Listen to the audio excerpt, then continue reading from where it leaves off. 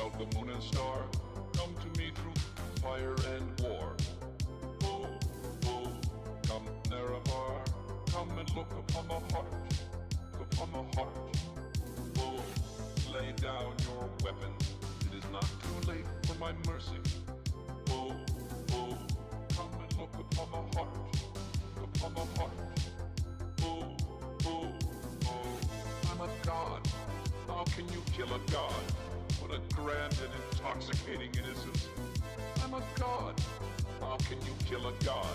Shame on you, sweet Nerevar. I'm a god. I'm a god. I'm a god, god. I'm a god. I'm a god. I'm a god. Well, the moon and star, come to me through fire and war. Oh, oh. Come Nerevar, come and look upon the heart, upon the heart. Oh, lay down your weapons, it is not too late for my mercy. Oh, oh, come and look upon the heart, upon the heart. Oh, oh, oh, I'm a god, how can you kill a god? What a grand and intoxicating innocence. I'm a god, how can you kill a god? Shame on you, sweet Nerevar. I'm a god. I'm a god. I'm a god, god. I'm a god. I'm a god. I'm a god. No recall or intervention can work in this place. There is no escape. No recall or intervention can work in this place. There is no escape. No recall or intervention can work in this place. There is no escape. No recall or intervention can work in this place. There is no escape. Oh, I'm a god. How can you kill a god? What a grand and intoxicating innocence. I'm a god. How can you kill a god? Shame on you, sweet Nerevar. I'm a god. I'm a god. I'm a god, god. I'm a god. I'm a god. I'm a god.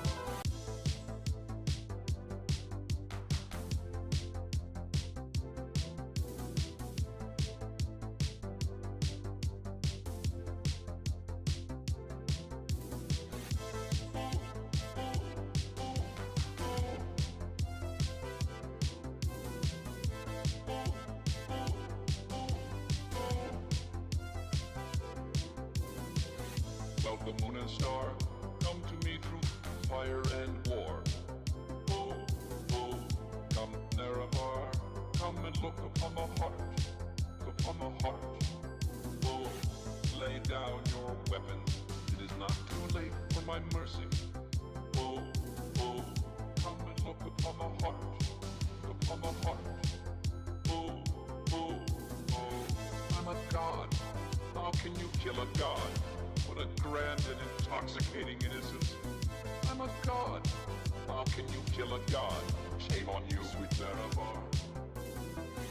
I'm a god. I'm a god. I'm a god, god. I'm a god. I'm a god.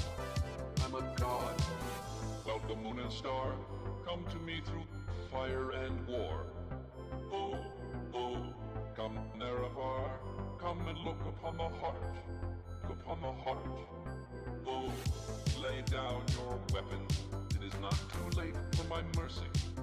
Oh, oh, come and look upon the heart, upon the heart.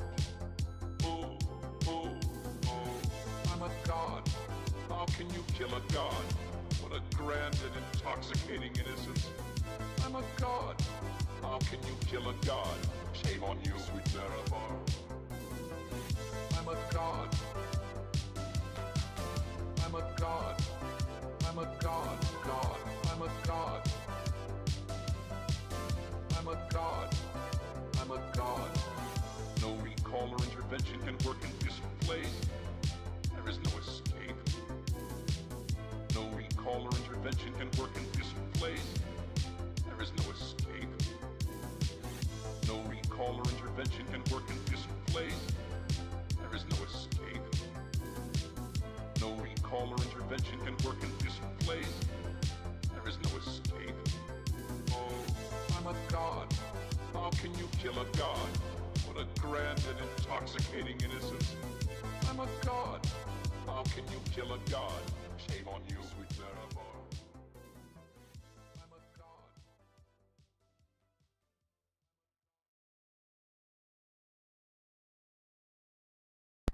Hello. How's it going, everybody? Let's see. The audio, yeah, that's Dagoth Wave. Yeah, Morrowind is a good game. I would recommend giving it a play. Let's see. I fell for the Tamagotchi life propaganda. My younger sister's picking me up the game today, stock pending, because she has a $10 discount through her workplace. I don't fully understand what you're talking about, but that is unfortunate to fall prey to anything of that sort. Hello, hello. Hello, sir. Despite my Skyrim addiction, I always wanted to play ESO, but I have no clue if it's worth playing as a single-player game. What do you think? I normally play ESO as a single-player game. I don't have friends that play ESO, so I normally play it by myself. I would like to get a crew together to do a video for ESO at some point, but I have yet to assemble that crew or really talk to people about it. Sorry, I'm a little bit out of breath. Since I've been working from home, I've been trying to exercise a little bit more, so I just got done doing some exercises. How's it going? Hello, hello. Okay, game needs to be turned down a little bit. So, for anyone who may be new here, one thing that I'll frequently do to help myself in the future is I will live stream going through one of these games and recording audio from the game. So, what I will basically be doing here is, by the way, your Twitch stream is still labeled as your Elden Ring run. Man, Twitch needs to just get out of my life, dude. Hold on. Is that for real?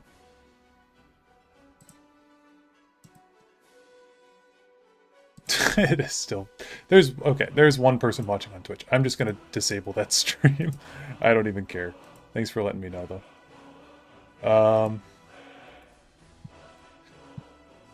Yeah, thanks for letting me know.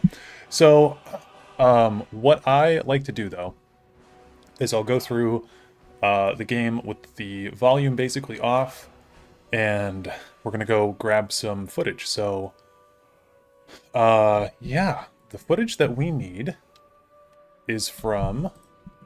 Oh, let me unplug my controller. So the footage that we need is actually from Mirac, which you may have noticed from the thumbnail here. And the reason that we need Mirac is because I am going to be doing a remaster of my Mirac video.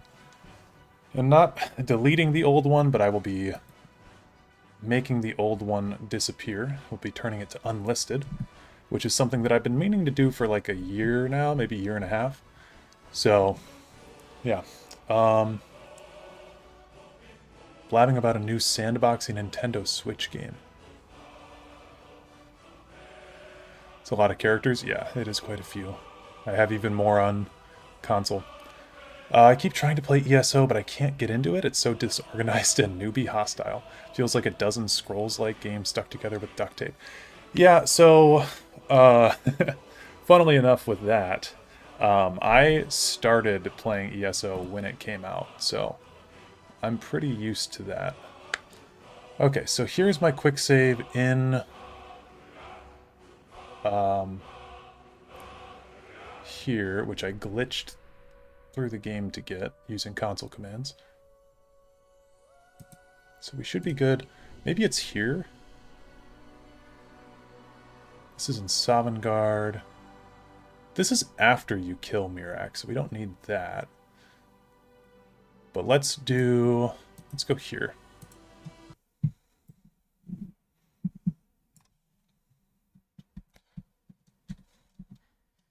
First things first, we want to toggle God mode. also I need to go in. I think the audio should be saved from last time. Yeah, so it's only going to be voice audio and master audio because I'm just trying to get voice lines right now, so the game may sound a little bit bizarre.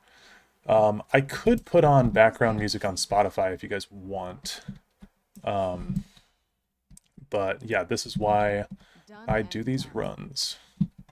And I don't don't like having Serana here. She's probably going to mess up the audio.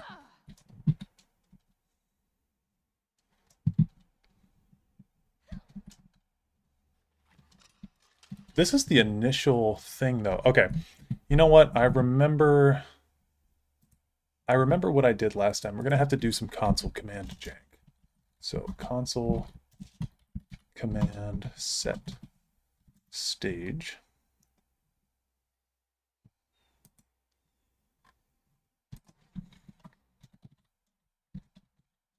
So we do set stage, quest ID, stage number. So I'm going to just put something in really quick. So I remember set stage, quest ID, can't type, stage number. Okay. Put that in just to save it so we can go up like that. And then I need to find the Dragonborn quest line. Dragonborn UESP. Sorry, I can't see chat right now. If anyone is saying something, I apologize. But we have to find the information on these quests. So we need at the Summit of Apocrypha. And the ID for that is DLC2 Main Quest 06. So we need quest ID. Perfect. And it is going to be stage 200.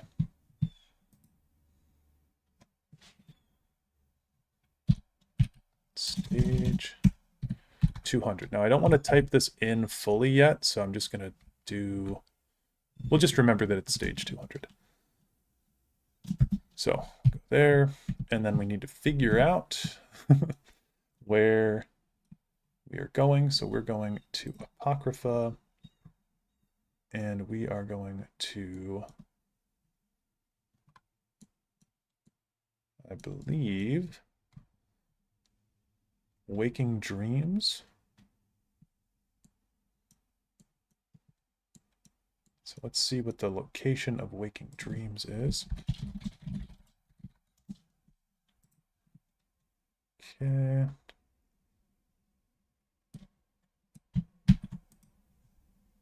What's the teleport? Command UESP.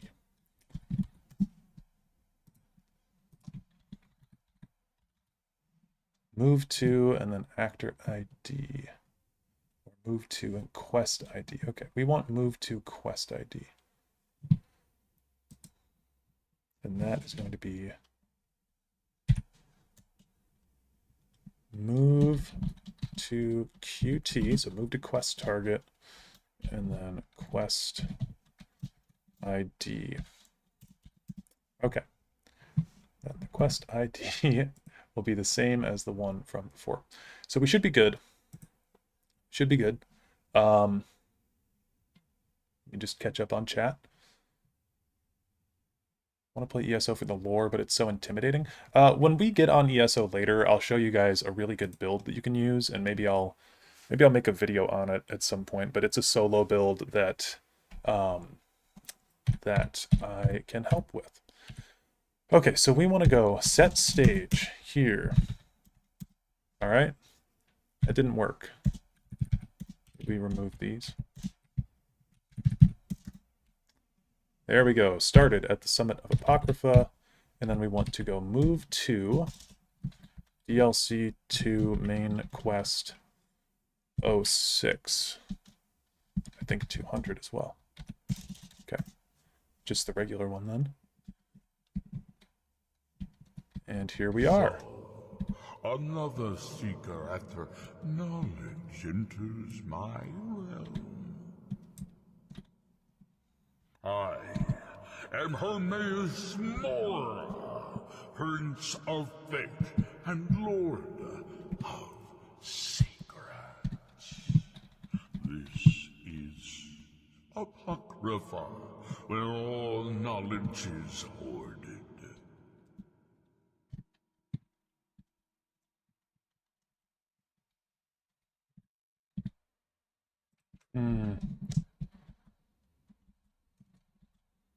Okay, I think we might have an issue here with how things have You goofed. will prove clever enough to uncover the secrets hidden here. If so, welcome.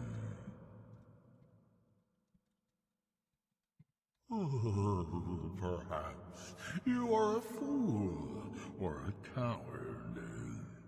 If so, you are in peril. Read your book again and escape before Apocrypha claims you forever. Okay, it looks like setting the stage didn't really help here and probably goofed up more than it achieved.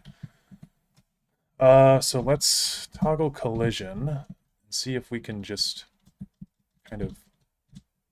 that not work? No, not in reference to that. TCL. Okay, so let's toggle collision, see if we can just find our way through here.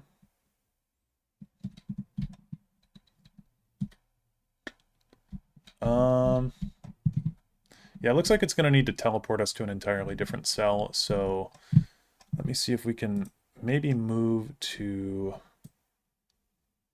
a location instead. Is there a location we can go to?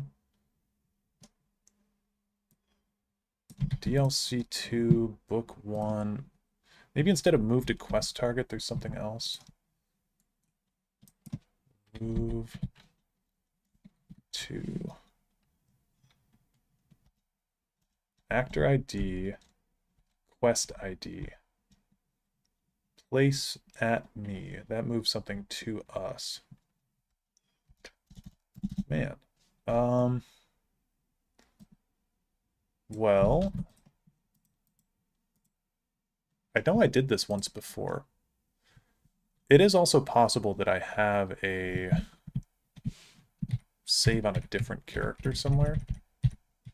But I want to say move to quest ID is the one, or move to QT. Is there a 7? No, 6 is the last one. That's quite a shot. All right, maybe we need to set stage. Maybe it needs to be like set at 300 then. Defeat Mirak. Okay, that's what we were trying to avoid. It's 251. Use the bend wheel. Oh, that actually gives me a quest marker.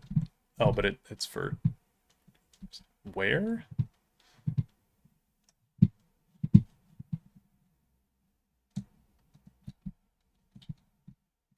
It's for here. Maybe I can just go over there. Okay, one sec. Let me pull chat back up.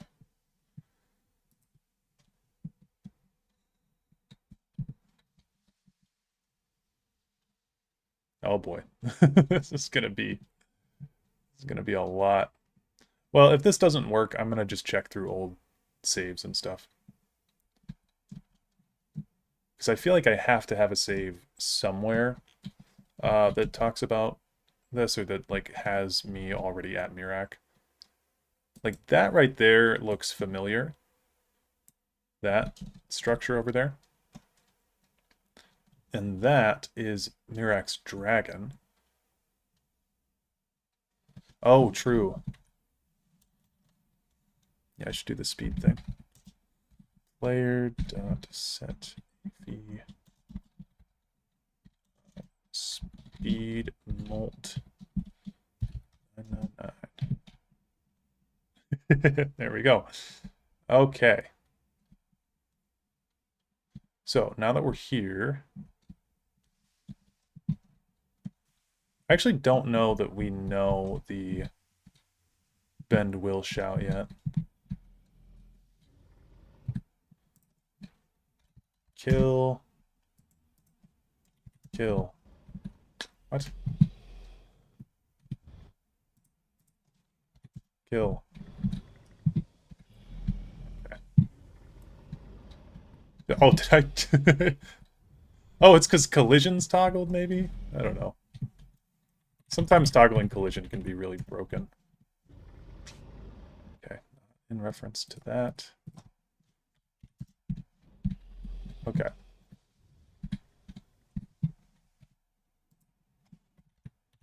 Kill. There we go.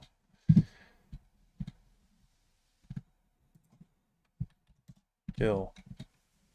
Please just die. I don't want to deal with it, man. Thank you.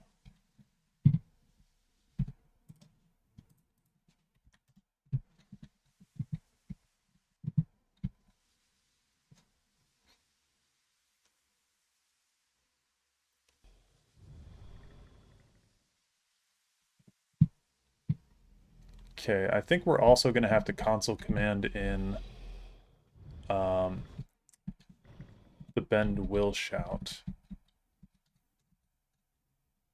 Yeah, okay, so I'm going to have to do that. Bend Will console. Or, okay, let me try something really quick, because maybe this is okay to set stage now. Okay, we can set it.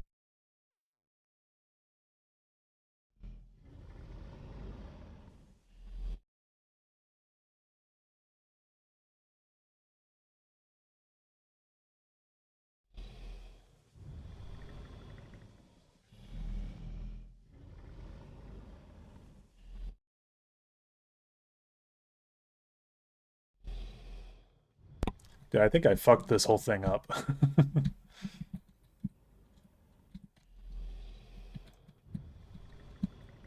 I might just need to reload our save. Make sure to click off a reference. Oh, am I still on a reference?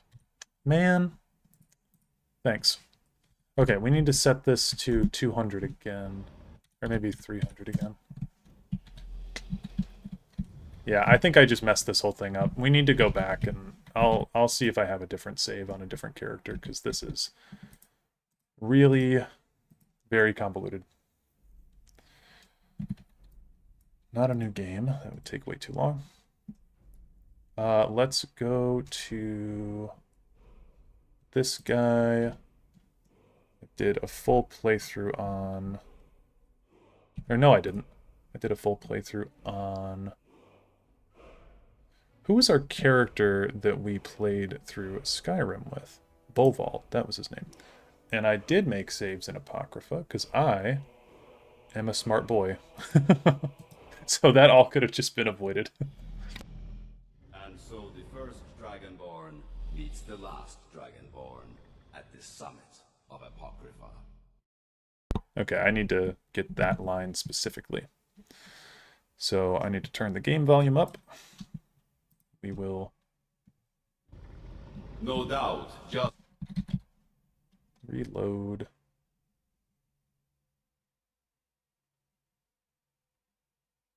I'm actually okay with going back to this.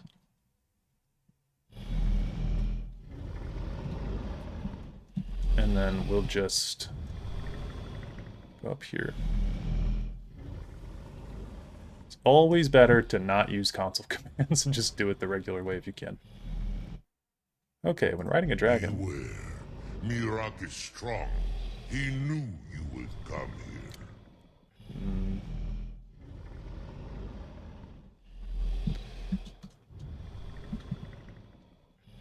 At once, Zuufen Al.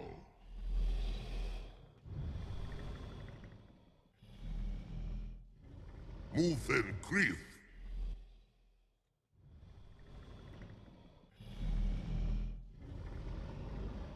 Okay. This still sucks. Trying to fly dragons. Move and creep. Something I wish they touched on a lot more in this DLC was the idea the dwarves would have been around for the dragon cult. Yeah, that's a good point.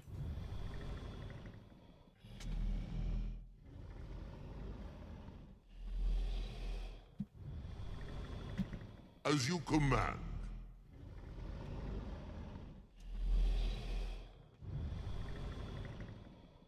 Oh my goodness, dude. At once. This is so peak. Zufen Owl.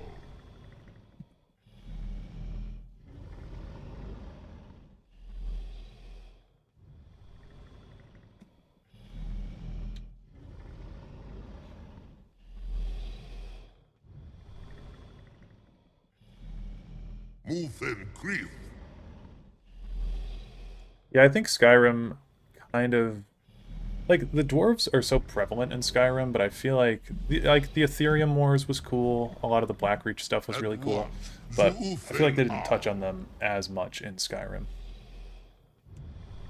Mirek video, perhaps? So it is going to be a Mirek video, but it's going to be a remaster of my old Mirek video. And so I'll be taking down the old Mirek video and putting up a new one that will be the same video, but just slightly altered and updated a little bit. Okay, dude, what is my difficulty on? It's just on Adept. It's crazy. Okay, please kill this guy so we can move on.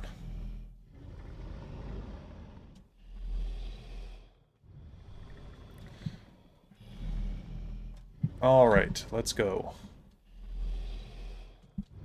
Dread, there is no prey here. Good. Let's move on with our day. Oh. Dareloth embodying the spirit of Todd by re-releasing his old videos. So the reason I'm doing that is because I used AI. I used an AI voice in one section of the video, and instead of just going back through that, because I have a new mic, I kind of have to re-record the script. Are you so easily swayed? No, not yet. We should greet our guest first. And so the first Dragonborn meets the last Dragonborn at the summit of Apocrypha. No doubt, just as Hermaeus Mora intended. He is a fickle master, you know. But now I will be free of him. My time in Apocrypha is over.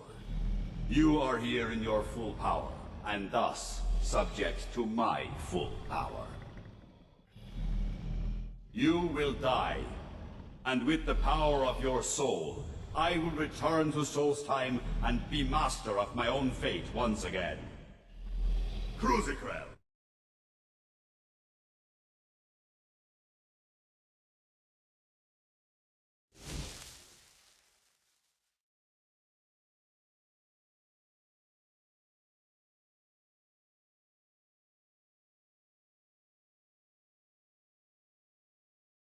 Did you think to escape me, Mirak? You can hide nothing from me here. No matter. I have found a new dragonborn to serve me.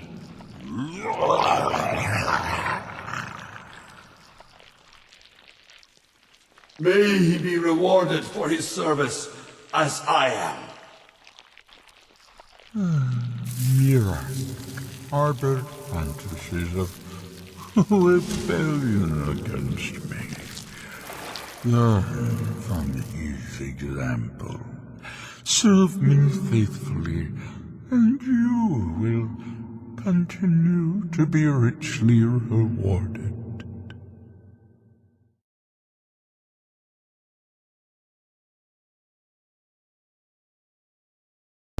Okay. That, I think, is everything we need from the video game Skyrim, released on November 11th of 2011. So I think we can move on to Elder Scrolls Online at this point. Really short stuff that I needed from that. The ESO stuff, we're going to be spending a lot more time on ESO. So we will get into that shortly.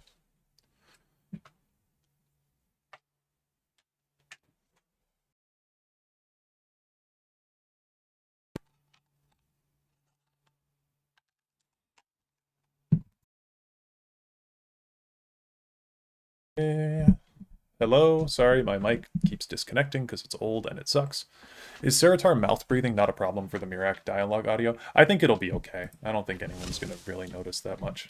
If I need to go back and get it, I can go back and get it. But I don't think anyone's going to notice with the way that I'm using it. So, we will go back. If you rewatch the Mirac video right now, it is the first, like, 30 seconds of that video that I'm using that dialogue for. So, it's really not going to be too bad. So we're going to boot up Elder Scrolls Online now, and I will probably have audio on for that game for the most part, because there's only a specific few points that we need to get, but because Elder Scrolls Online is an online game, I don't have save files previously set up for this, so we are going to have to do a whole new little playthrough here on one of my characters that is very underdeveloped, and I mean, we'll see how it goes. Elder Scrolls Online, and where's my audio?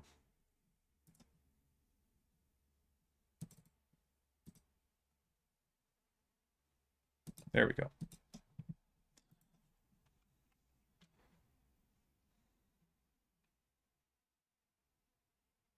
I actually was just on ESO earlier today for this.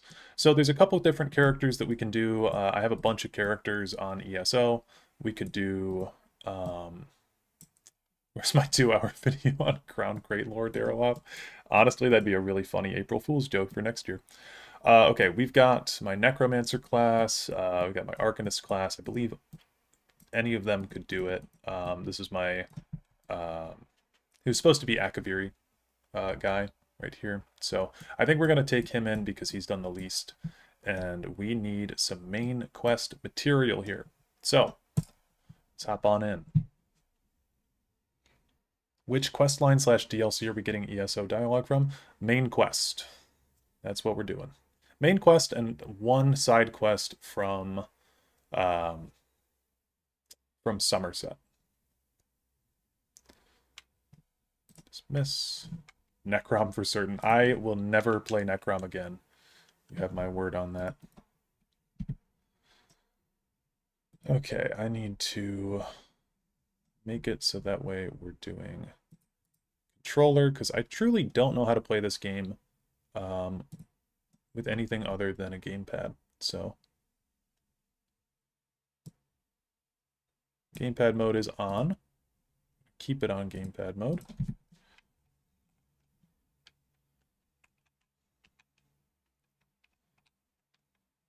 Every time I see ESO, the UI has changed significantly. Well, one big part about ESO as well is that the UI is actually different depending on if you're using a controller or if you're using a keyboard and mouse. Okay, we'll turn the audio on. I don't want to set everything to default, but we'll get this stuff turned up because we are not going to need really any of this for a while to be turned off. So, yeah, main quest stuff we can start in Davin's Watch, I think would be a good place to... Oh, did I already do it on this character? Ooh, I did already do this. A moment, please. Well, let's load a different one. I haven't gotten to the Herma Mora story in ESO, but I've been told he's done horribly in it. Yeah, you can watch my video on Ophelia. We talk about it pretty extensively. It's pretty bad.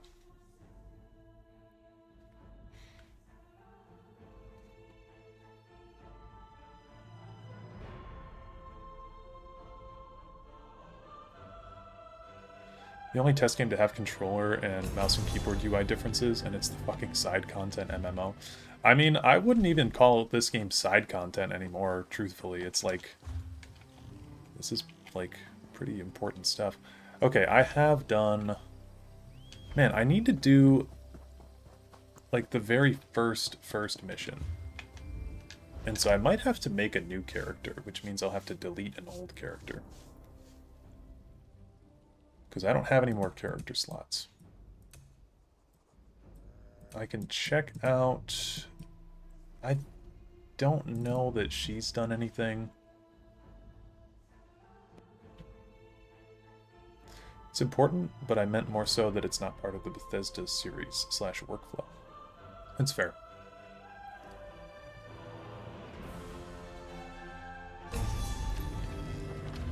Have I done this quest on her? She'd be Aldmeri Dominion. Ah, okay, I haven't. Sweet. This is good, this is good. Also, I know that I talk about this a lot of the time when I'm playing ESO, but I really do like what they did. At least.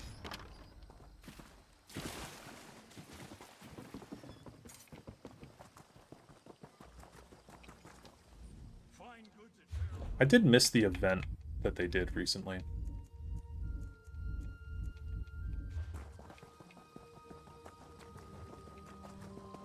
What did I like? Cut out a bit? I just liked the whole Vardenfell zone. I think they did a good job with it. The story is like whatever, but event just started. It's fucking hard. No, I'm talking about the Jubilee event. I missed the Jubilee event, which is the only event that I actually care about in ESO anymore. Ooh, thank you for the $5, D Noble. A few bucks for the Almalexia vid. It's hard to talk about her a lot of the time without certain words being used, and I think you did a great job. Thank you. I really appreciate that. Okay, so we need to... I'm going to turn my game up. Turn my game audio up. Okay, dude, why? Oh, okay, I think I know what the problem is.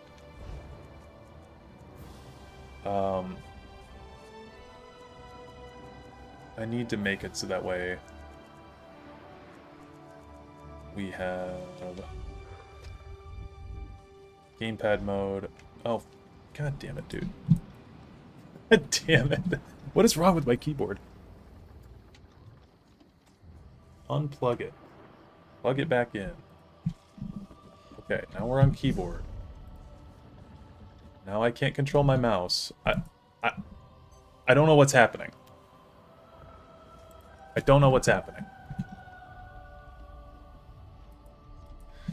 Oh my god. Unplug the keyboard.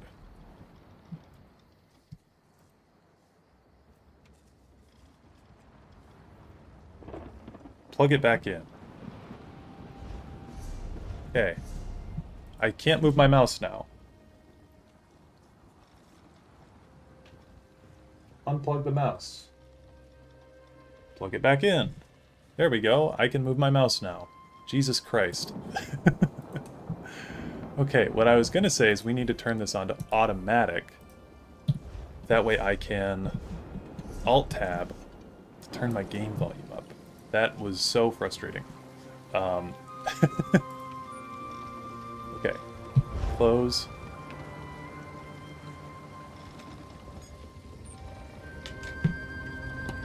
Oh, that high up is actually much taller than you? Yeah, the races are actually appropriately sized in this game. The racial stuff and like aesthetically, I think Elder Scrolls Online has done a pretty stellar job. I think I'm actually one of the tallest wood elves that you can be, but I'm not ever going to be as tall as the shortest high elf, I believe. So they did a really good job with racial passives. They did some really cool stuff with Argonians too. Like Argonians get this fun passive where they can swim faster than the other races, and it's not like it's really not important that they did that, but it's fun, you know. Okay, and then I need to go to again. I think there's a cinematics volume, so we'll turn that up. and then I will shut up for a second.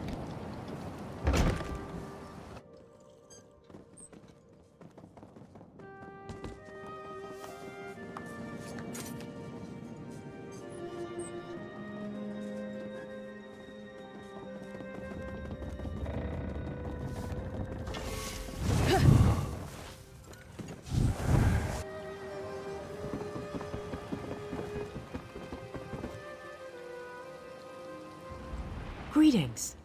My benefactor wishes to speak to you about a matter that could affect the fate of our world. If my benefactor wished to discuss details in the open, why send a messenger? The matter is for your ears only. My benefactor awaits nearby. Do not tarry.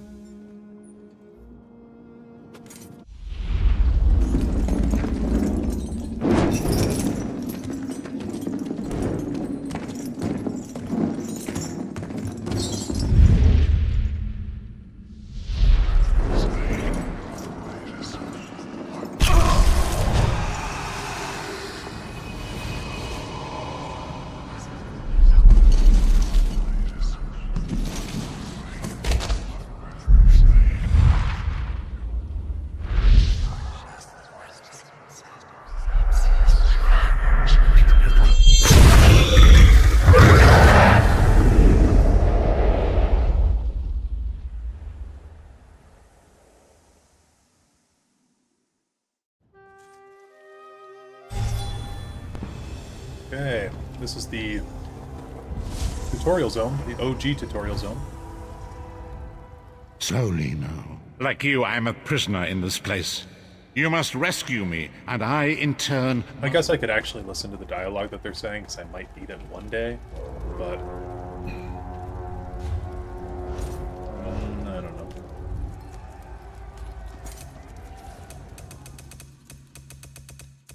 I don't think I need anything from here. Slowly now. You've been through an ordeal. Slowly now. You've been through an ordeal. Take a few moments to collect yourself.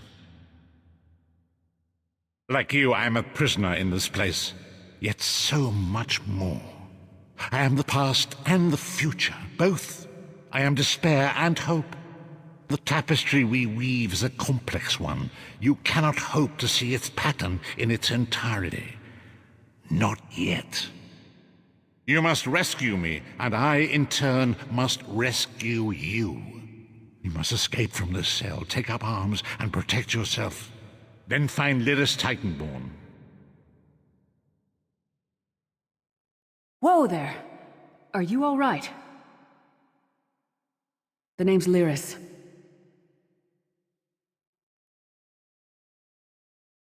I hope you've still got some fight left in you. You're going to need it. Is that Dumbledore? Yes, it is indeed Dumbledore. Dead. Must have been the runt of the litter.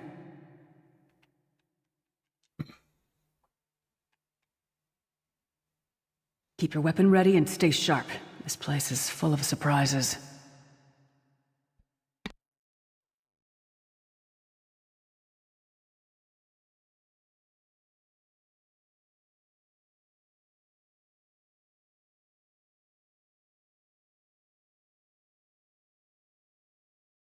Keep moving. There are more Daedra on the way. So Let's this keep build moving. that I have for this character, by the way, we are like... Don't stop now. Our Keep movement moving. speed is More insanely guards are fast. on the way. I could have the Fawn's Lark cladding on as well, which is a pretty fun item. But I have the Ring of the Wild Hunt instead, which just increases our movement speed by 15%. While in combat and out of combat is 45%. And then I've got this set on. This is kind of like my sneaking stuff. So I use this character for pickpocket routes. which I had a video that I was going to make a while ago on a pickpocket route that I use, but Let's go. I never wound up making that. So maybe I'll do that. I'll keep it for channel members or something. But yeah, because people always get really weird when you share tips about Elder Scrolls Online. They're like, I can't believe you shared that tip. You ruined my spot.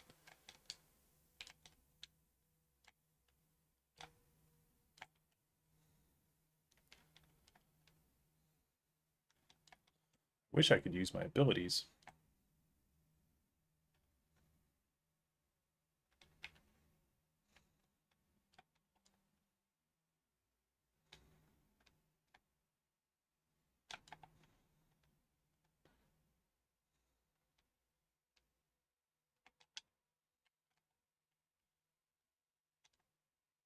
This game has pickpocketing? Why? Because you can pickpocket Hold a the moment. NPCs? Come here. We need to talk. This place is an abomination. You can almost feel the hatred. Okay. We're gonna skip all this. I'm sure you I do. don't think we need to know any of it. We should keep moving.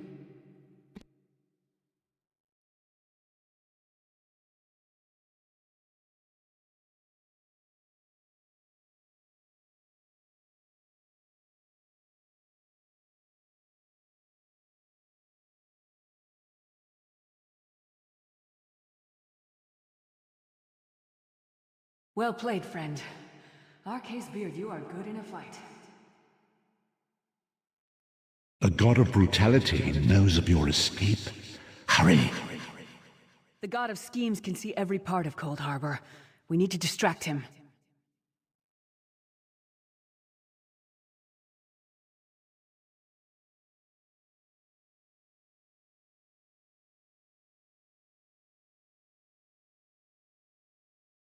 Did they change this area? Or am I stupid? They did. They changed this area with like hiding spots. That is insane. This place has been relatively your the name same again? tutorial zone Target for practice? quite some time. I don't know when they added this barrier here, but this barrier was not here previously. Try to be inconspicuous. Because they added more We just got free of this stealth place. mechanics. I do Last remember thing we need that is to being get a thing. recaptured. Okay. I'll keep watch. I'll just kill myself. It's a common tactic in ESO to get down from high places.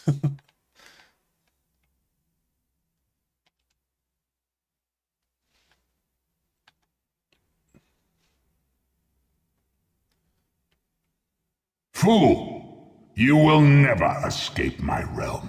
Hermamora's wagging tongue. The door's Jennifer warded. Hale We'll is never a get in lot. this way. Used your tower lore vid to settle an argument with my girlfriend about Elder Scrolls cosmology, which then somehow led into an argument about the Psijic Order. It was kind of a blur. That's crazy. Damn it! Destroying the Sentinel must have triggered these wards. We'll need to find another way in. Okay, Cadwell. One fine day and... Best of luck. Do Go through here. Cadwell seems to think this Undercroft is a delightful place. That probably means it's a death trap. We'd better So be I actually careful. like the lockpicking in this game quite a bit. It's like kind of an inverse or a more intuitive version of the Oblivion lockpick system.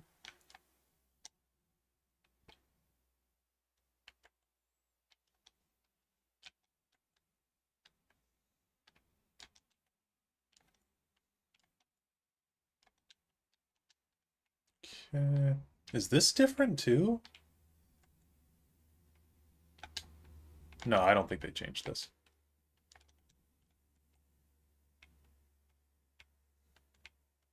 Oh, hey, there's a chest. No, they did change this, didn't they?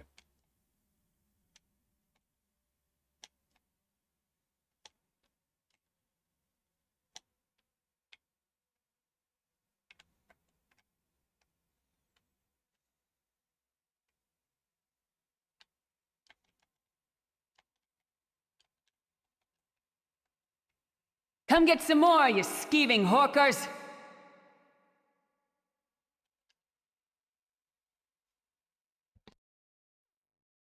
The Prophet's Cage should be just ahead. Quickly now, we haven't much time. All right. The good news is we made it here in one piece, and the Prophet looks unharmed. Now the bad news. It's going to be up to you to keep him safe and get him back to Tamriel. I'm not going with you.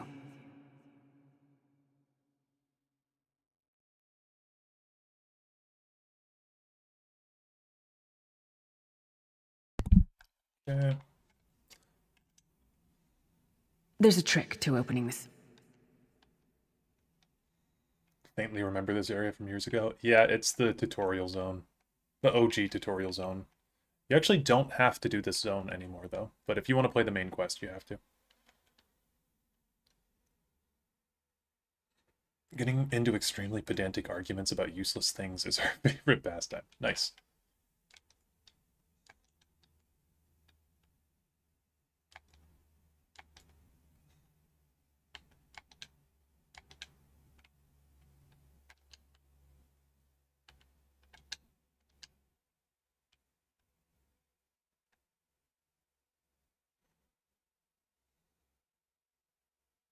Well, boom. Yeah, if you're talking about Freedom! Rock Isle. Up the stairs quickly. We must get to the anchor mooring. I love the way he says that, by the way. The anchor mooring. And then he also says, like, Akatosh, a dragon god of time. There it is! The dark anchor mooring. The future holds our salvation. The mortal thinks it can defy me. Futile. Soon your world will be in my chains. What do you guys think about Molag Bal's design in this game? Come, I will protect you. So I think overall it's pretty good, but it's also like everything in Cold Harbor is very weirdly blue.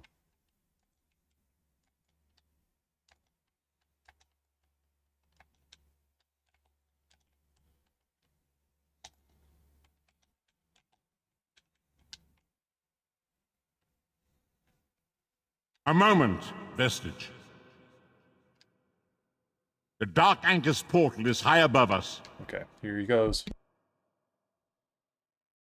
Shard of Aetherius, fall upon us now and anoint us with your blessing. There, quickly, collect the Sky Shard.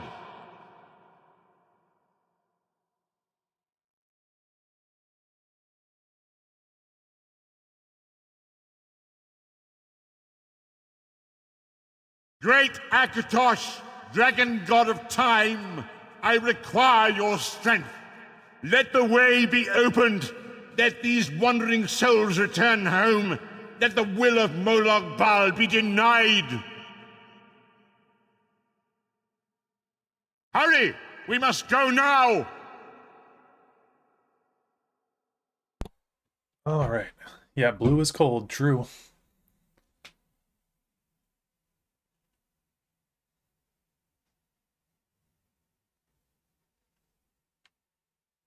So here's what I'm going to do in case I ever need The to do this Vestige again. awakens once again. Come here.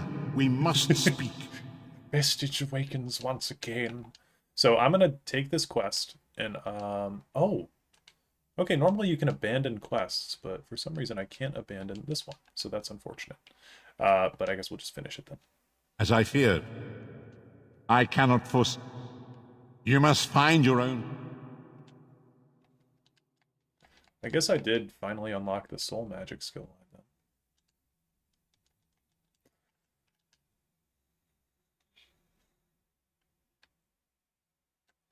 You there, wet one.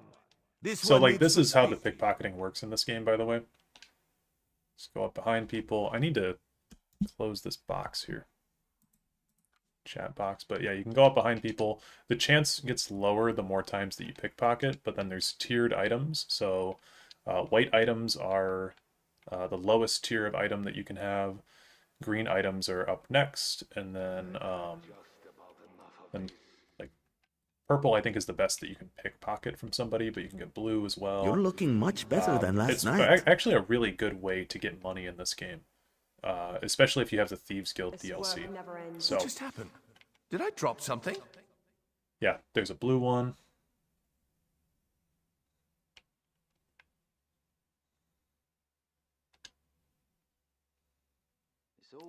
Are the pickpocket loot pools different from other loot pools? Yes, they are. And so this person is a soldier.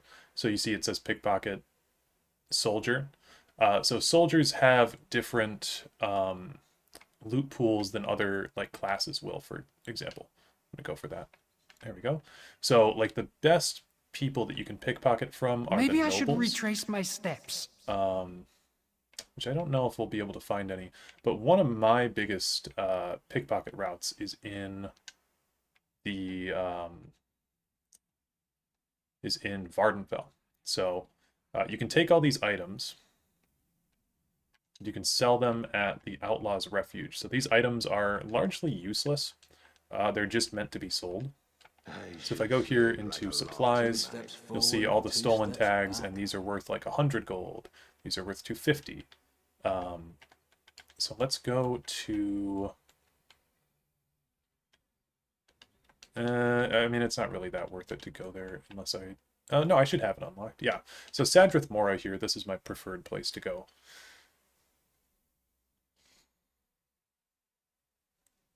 This is never going to end. Farming Furnishings is my go-to for making gold in ESO. Yeah, Farming Furnishings is really good. You can also pickpocket in Vardenfell specifically. There might be a couple other places, but in Vardenfell you can pickpocket motif pages from different people that are aligned with the different great houses of Morrowind. So this is like a Telvanni house guard here. And they can also have... Ooh, Bounty Sheet Breton Woman. Got a legendary item there. But yeah, this route is like my favorite route to run. There's a lot of different houses that you can break into. Especially if you're trying to get your Ledgerman skill all the way up. And if you're a member of the Dark There's Brotherhood. the door. Use it. So he can't actually see me because I'm invisible.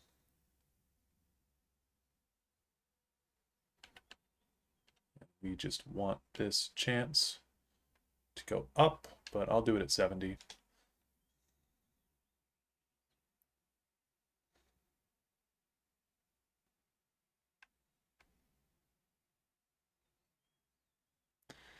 Shame the items don't have any use. There's not like an auction house, right? No, there's a huge trading thing that you can do in this game. Guild trading. So normally I kill the person in the last couple things, or if they're not cooperating. So you can go through and steal stuff from these houses, like the pumpkins and stuff, because you can launder all of these as well, and then you can sell them on the marketplace. Like for me, I don't make a ton of food, and we just got a diagram there for a grilling rack. Stole from the guy and killed him, psycho. Hey, you know what? Pretty sure that's why the devs made him in the first place. And we are still invisible. So this person we should be able to... Oh, we're not actually invisible anymore. But yeah, 100% chance. And these things do have little lore entries too. So if you read... It's kind of like Dark Souls, where it's like... a bottle of an unidentified liquid in which floats a chapbook of mad lore. It's unclear how the book got inside the bottle. Sell to a fence for gold. Yeah, and then I usually kill them, because they only have 3 items in their pockets. So I'll steal the first 2, and then I will just kill to pickpocket the last one.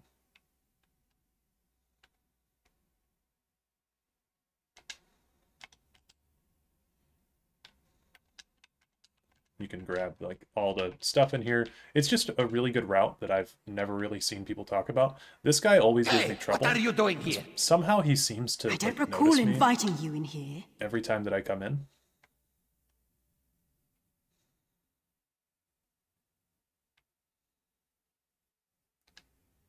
Oh, so she caught me. But that's okay.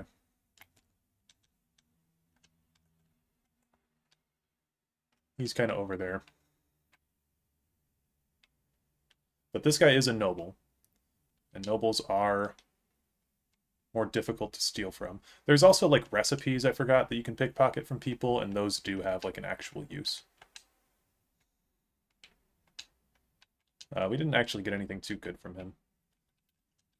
I'm not seeing the lockbox, so maybe someone has come through here.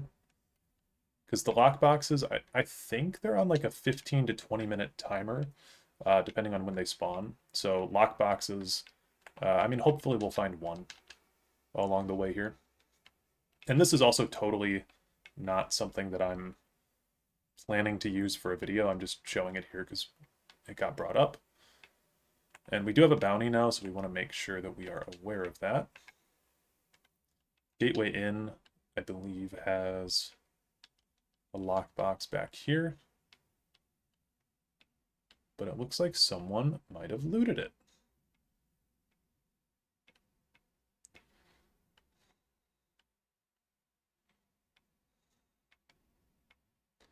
I remember one time I was trying to pickpocket this guy and I got like caught in the chair back there. Dareloth, when are you going to do a video on my man Cyrus from Redguard? Honestly, one day I might. Because Redguard, I've been meaning to play it. I do actually own Redguard, but I've never played it. I'm really interested in playing Battlespire, actually. Why is there no sounds for the game but voice lines? So I'm trying to get dialogue specifically Purchase necessities for here. videos, so I don't need the background stuff. I was just holding it. Battlespire lore is crazy, yeah. My MMO reference is only up to Mists of Pandaria, or Pandaria from WoW. My dad used to play. I often watched him play, and he taught me a lot of stuff because we're both fantasy lore nerds. Oh, cool. dear. I'm always dropping things. I never got into WoW. I used to play, this is going to be a deep cut that I don't know if anyone will be aware of, but there was this game called Sherwood that I used to play when I was a kid, and that was an MMO where you could just log on, and I don't think you had to have an account. Oh yeah, did you guys see also they added like a battle pass to ESO? Where is it? Yeah, they added a battle pass to ESO. I think this is pretty new. I logged on earlier to record some footage for a video that I've got out right now. And yeah, these tome points are like really interesting. Okay. We are now notorious.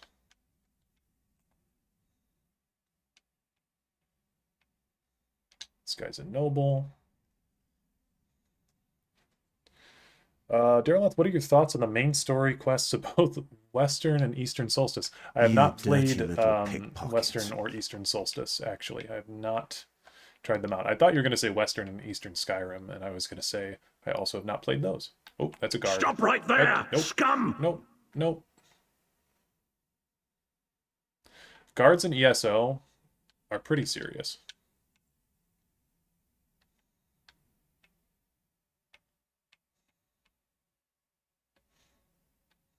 This isn't right. You don't belong here.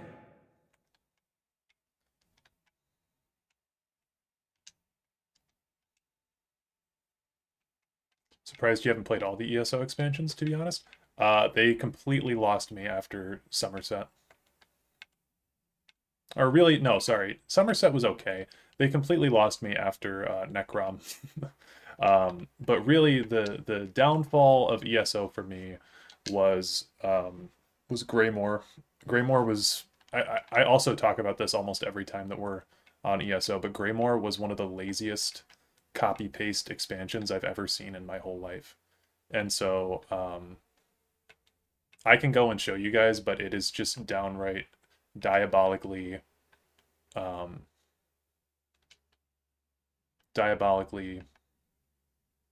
lazy. Is Greymore just Dawnguard 2 Electric Boogaloo? It's not, I don't even really know what the story is. I mean, that's thematically what it is it's vampires in Haffinger. But the actual zone itself is so lazy. So because you got me talking about it, we'll go do that in a second here. And so, okay, you can see, here's a lockbox, thank God. Okay, so what do we get? Got a little bit of gold. That's okay. Anything up here? Oh, okay. There's 2 lockboxes in this house. I'm just going to kill this guy.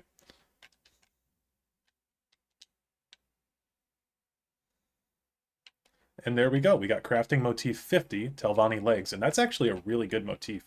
So now, the thing that we want to do is, I've got some slottable items here, and one of them is a counterfeit pardon edict that removes 500 gold from my bounty. So I'm going to write myself a little pardon. And there we go. Our bounty is set to 0. And I can now go to the Outlaw's Refuge, which is over here. I don't want to pay to do that, though. We're trying to make money.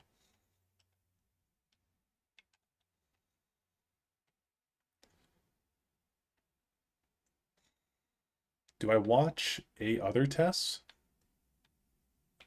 Like test stuff, story analysis type stuff? I don't actually watch a whole lot of Elder Scrolls coverage content. I normally, a big philosophy kind of with my channel is that I try to stay away from other people's interpretations of things. That way my own interpretation stays fairly like localized. Because I feel like if I start watching other people's stuff, then you're just going to start hearing me parrot or echo those people's things. And recently I've been watching a couple more Elder Scrolls things. Like I tend to watch Frostbreak's content because he more does like gameplay focused things where he like, he covers story, but like, I don't know. Okay, so we can launder this. Laundering just makes it so that way it no longer has the stolen status. So we can launder these things. That's going to cost us some money. But then the rest of this we can sell, and we'll get a big chunk of gold at the end of this. There we go. And so we made 6,000, almost 7,000 gold. It's not like the best way to make money, but with this motif here, we'll be able to make some pretty good bank off of that. So over here. Oh, I guess we can launder that too. But then we'll throw this in my bank, and then I'll have my main character sell that later. So that's the main way that works. Love the artists involved in ESO, hate ZeniMax in the game itself. That's totally fair. Greymoor is basically about a vampire lord trying to free his enormous coven from being enslaved to Molag Bal and death. Yeah, and like that sounds pretty interesting, but I'm also not like, I'm just not a fan of the vampires in that same region. What's the most expensive thing in the game? If we go in the Crown Store, we can take a look. There's a lot of expensive stuff in this game, though. Like, one of the more expensive things is the Banker, which I had back on console back when I played this game, like, religiously. I think it might be under... Yeah, like, you can get these Bankers here, and they're 5,000 crowns. They're really nice because they follow you around and they'll, like, keep extra stuff for you and give access to your bank on the fly, but they are super expensive. It's more money to get these than it is to pay for the DLCs. So like that's 5,000 crowns. And then if we go to the DLC, like to buy Gold Road, that's 3,500 crowns. Now, if you want the full DLC experience, you also need to get the Scions of Athelia and the Scribes of Fate. So it winds up being more overall, but yeah, those are pretty expensive. Furnished player homes, yeah, I forgot about those. So if you want to buy a house that's fully furnished, let's come all the way down here. Like if you wanted to get the Observatory Prior here, that would be 12,000 plus crowns, which is ridiculous.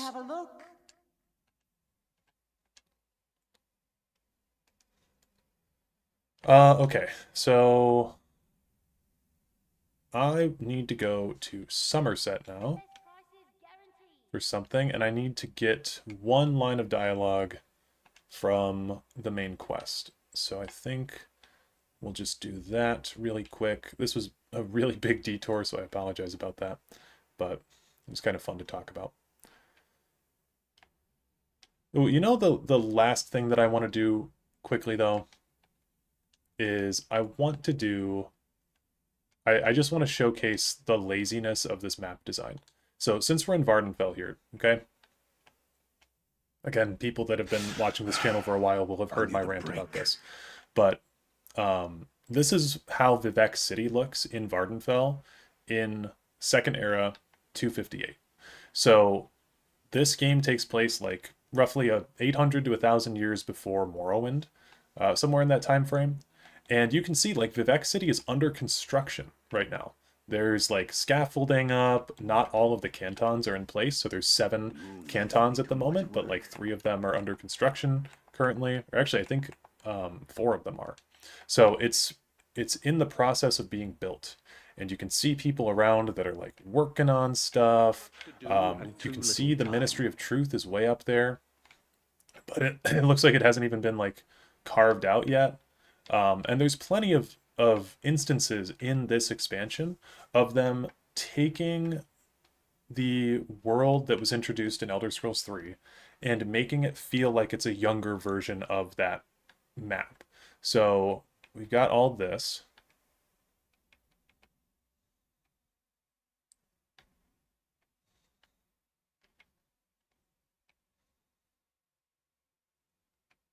Okay. Let's take a Silt Strider, because we can do that. And we'll go explore a different city. Yes? Looking so we could to go get to out of Vivec Balmora City? and take a look at how they changed Balmora. Now, immediately, you should notice with Balmora, like, there's a lot more trees around. Please, it looks like the someone, vegetation we need help. is more intact. It's not, like, as ravaged by the blight storms and stuff. And obviously, like, it's structurally a little bit different because that's just how they have to do things in this game by making them bigger for more players to access. But, like, if you're walking around, you're like, yeah, this is Balmora. Like, it's different. But it's different in a way that I think is kind of nice. Please. And it's like a reinvention of the area.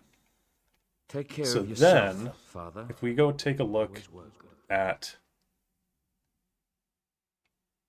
Skyrim, because keep in mind, this was the first chapter that they did, so they were trying to make it look like good. So this is the first chapter they did. And then we go over to Western Skyrim, okay? Western Skyrim is an embarrassment of a zone, in my opinion. An absolute embarrassment of a zone.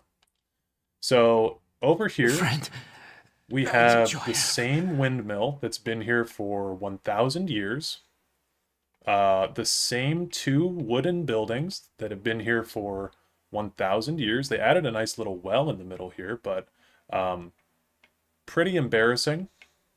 Wood does not hold itself like that for that long, and if you're trying to make me pay like $400 for a new zone or whatever the fuck, you better make it look a little bit nicer than this. Okay, now instead of going up into Solitude, I want to go over down this way, because this way is important.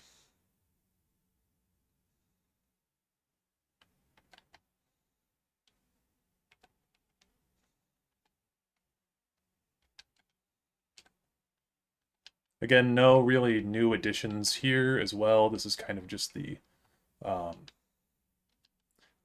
same old that you'd be expecting. But we want to go to Morthal.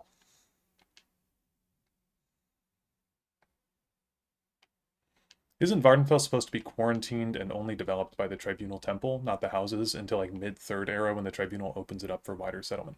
Yep, and that is something that they did totally forget about in that zone. Although Lawrence Schick came out and was like, hey, the reason that it looks imperialized in Seyda-Neen is because they made an agreement that was like a port or something like that. And it's like, okay, dude. Whatever. But this is Morthal. So if we walk in from this way, which is the way that I usually walk in. So Morthal, again, looks the exact same as it does in Skyrim. It's completely embarrassing again. They hardly made any changes to this city at all to make it feel like a unique zone or make it feel like it's expanded for a larger population of people. You take a look back and you think back at Vivek City, you take a look back at Balmora, they were trying harder in the previous DLCs, and then they started making them a yearly cycle, and they started pumping out slop zones like this, that, like this one, it's the pinnacle of their laziness. I genuinely, I remember when this DLC was coming out, and I was like actively protesting and commenting on, this was before I had a YouTube channel too, I was like actively protesting and commenting on the comments on their Instagram, like, you guys are so fucking lazy for this, you should be ashamed. Because they were posting pictures of Solitude. And Solitude, we'll go to Solitude in a second. Solitude is extremely similar to how it looks. And I can already hear the copium answers of like, well, Solitude's an ancient city. It should look the same. No, that is a bad answer. And that's excusing creativity. Or excusing people for not being creative. Because if we go up into Solitude here, okay, generally looks the exact same. And I don't mind like the walls looking generally the same. But what they needed to do here, in some sense, was make it feel like a younger version of the original city. I shit you not, there are the same like number of buildings in this, okay? So here's the inn, here's the alchemy shop. Done. Nothing else added, nothing else whatsoever. Just 2 buildings on the left. Over here, this is the clothing store, and then this is the general goods store. Nothing additional added whatsoever. Up here, they could have had an event going on up here. You know how when you walk into Solitude in Skyrim, Rogvir is being assassinated, or not assassinated, but executed? They could have just had some kind of event happen over there that would have been like fun to witness, but they didn't do that at all. If we go up here, same place. Here's the Fletcher shop from Skyrim. Here's the blacksmith forge. The same blacksmith forge, it's on the left now, but the same blacksmith forge that's been there for 1,000 years? Like, come on, guys. They have a little kind of like trade hub here instead of the guys shooting the arrows, which I can kind of appreciate it. But like, and they locked this door to get into Castle Tower. But yeah, it's just the same place. They could have had a part of they could have had a part of the place on like fire or something. Like, again, last time we talked about this, I'll showcase one last spot if I can get there on this character. Yeah, so let's go to Riften really quick, okay? This is from the base game. They took the zones more seriously in the base game. Does Winterhold look any different? Winterhold is not in the game yet, actually. You're not No shit. Okay. This is Riften from the base game. So, Glad you have found me. they expanded it. They made it a lot bigger. That way it would have like, it would be able to be inhabited by many players at once. And they took notes to make the city have an event going on. So look, there's an event. The town is on fire. There's a hole in the wall. There's an actual story arc going on in the city. That's crazy. It's almost like they cared when they made this zone.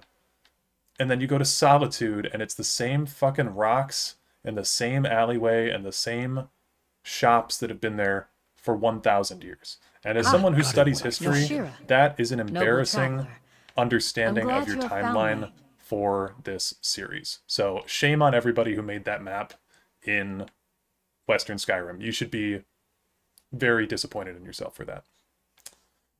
Or really not the people that made it, but the people who told them to design it that way. You should be ashamed.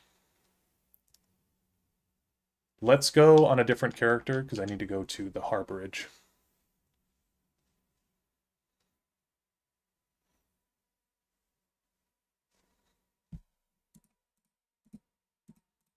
I think we had that actually available for this character.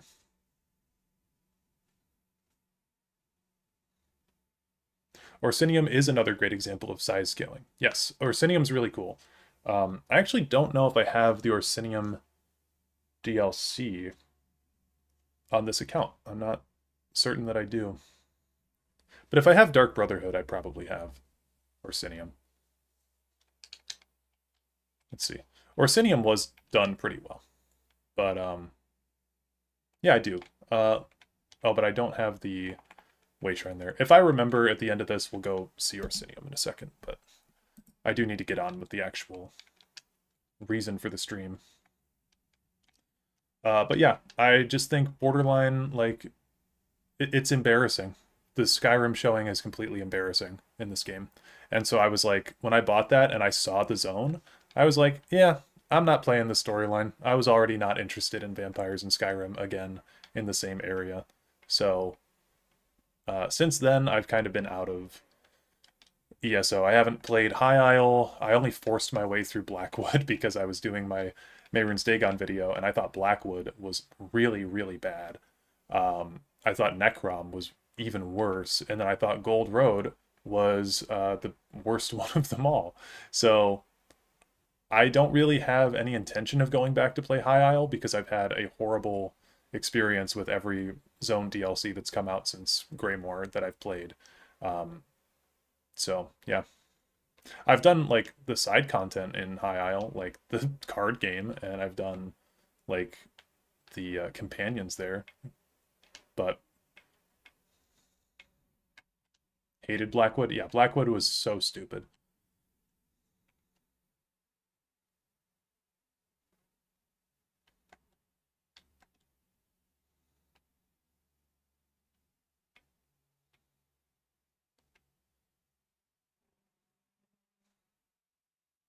I hear familiar footfalls. Come closer, Vestige. Welcome to the heart, despite my... Indeed, of a sort. Enter my mind, Vestige, and walk with me through the shadows of past events. The Overwatch Tracer Wood Elf drove me a small bit crazy. Yeah, she's Follow really me, annoying. Vestige, and learn of the events that precipitated our current crisis. The thing that they did in Necrom that really pissed me off too was they had this Dark Elf guy. My part in the story began when I awoke on the steps of the Abbey of the Moth Priests, with no memory of my prior life. Okay, Prophet, we're not here for you right now, bro. The Moth Priests took pity upon me and brought me into their fold. I was weak and near death. The footage gathering is for remasters of my Mana Marco and Mirac videos. It was because there I first set eyes upon the Elder Scrolls voices in those and devoted my videos for a life to couple their study. sections. So I'm going back and remastering those. But I need to get the footage again. The scrolls allowed me to glimpse the very fabric of reality, but each profound insight dimmed my vision and eventually left me permanently blinded to the light of the world.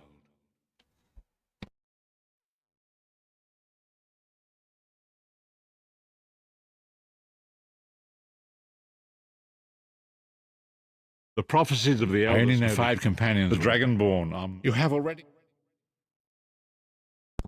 Well, so it wasn't that I didn't have a mic to do voices for, it was that I took AI synthesized voices of the characters from Elder Scrolls Online that like were reading books. So like there's a book that's supposed to be written by Lyris Titanborn. So what I did in my Mana Marco video was I synthesized a voice of Jennifer Hale, so that way it would sound like she was reading the book. And I really didn't think about it too much at the time as like that being wrong to do. I really was thinking like, oh, it would be cool to hear this character read the book that they wrote in lore. But again, it's just morally not correct. And I didn't think about it much at the time, but like since I released that video, it's been a point of mine that I've wanted to do a remaster of that for a while now. So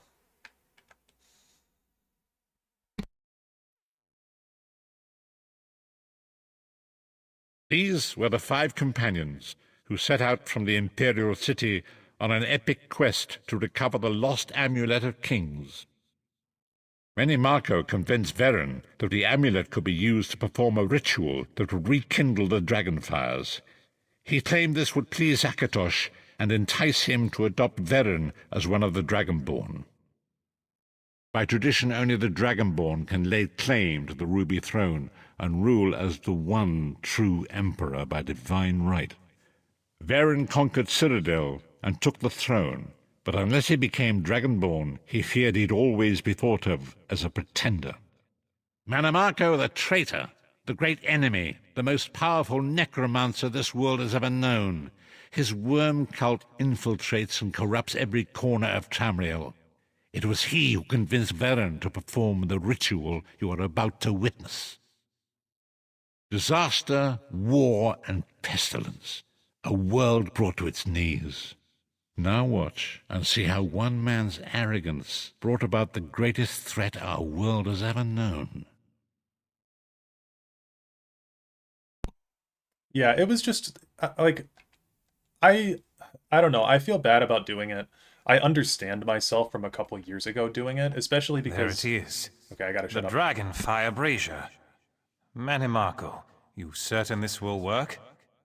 It will work, my liege. The Amulet of Kings will rekindle the dragon fires and ensure your rightful place as Emperor. You have my word. It better work, Manimako, or you'll find your neck at the business end of my axe. My lord, I wonder if you'd muzzle your half-giant pet. She really is annoying. Enough, both of you. We are here to ensure my lord's rightful claim to the Ruby Throne. Abner, begin the ritual. I have a destiny to fulfill. By the lighting of the dragon fires, I claim my rightful lineage. By the fires of creation, let me be reborn. By the will of Akatosh, I proclaim myself Dragonborn.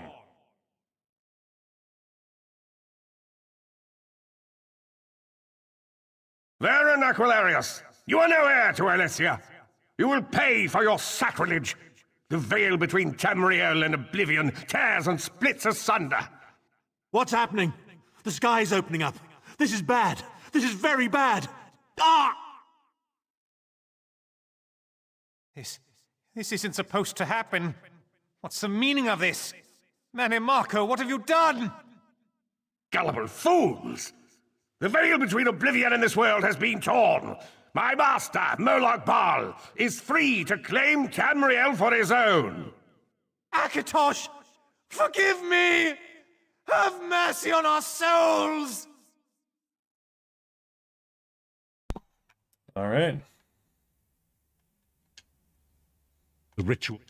Tharn remains... I guess I could get more dialogue from the prophet.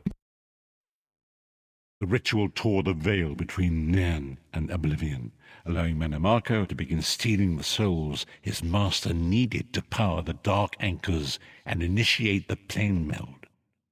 Akatosh gave Alessia the Amulet of Kings as a symbol of his covenant with Nairn. So long as the amulet remained in the care of Alessia's heirs and the dragon fires remained lit, Tamriel would be protected from the Daedra. Manamako tricked Varen into breaking the covenant, and the veil between oblivion and Nairn was torn. The Elder Scrolls named this event the Soul Burst. It gave Moloch Baal the opportunity to disconnect the souls of Nairn from their hosts. Varen was lost. In the chaos of the moment, Sai Sahan took the Amulet of Kings and fled. Leris was captured by Manamako and delivered to Cold Harbor, the realm of Moloch Baal. Tharn remains Chancellor of the Elder Council, and his daughter Clivio rules as Empress Regent, but the true power remains in the hands of Manamako and his worm cult. When I discovered the truth about the 5 companions, I made subtle inquiries, but apparently not subtle enough. Manamako got word of my interests and abducted me. He took me to Cold Harbor, where I remained a prisoner until you freed me. The truth is always a threat to evil men. Manamako feared I would reveal his treachery, and if knowledge of Nairn's vulnerability were to become known, it could threaten his master's schemes. Moloch Baal does not favor loose ends. Walk with me. Long ago it was written, so long as the Amulet of Kings was borne by Alessia's heirs, Tamriel would be protected from the forces of oblivion. But the Soul Burst tore the veil between worlds and gave Moloch Baal the opportunity he desired.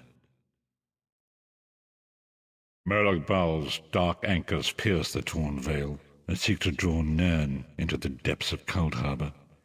These terrible engines of destruction have been appearing all throughout Tamriel.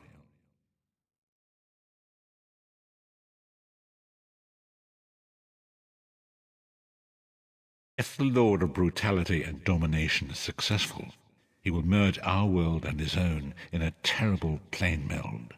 Few will survive the ordeal, and those that do will be enslaved for all eternity.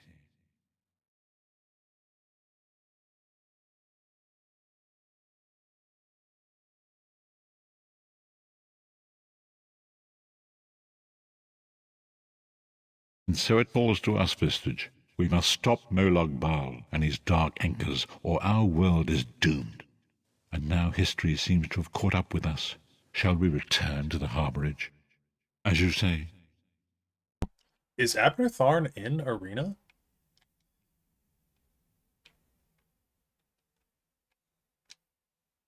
And so it begins. The remainder of the story has yet to be written.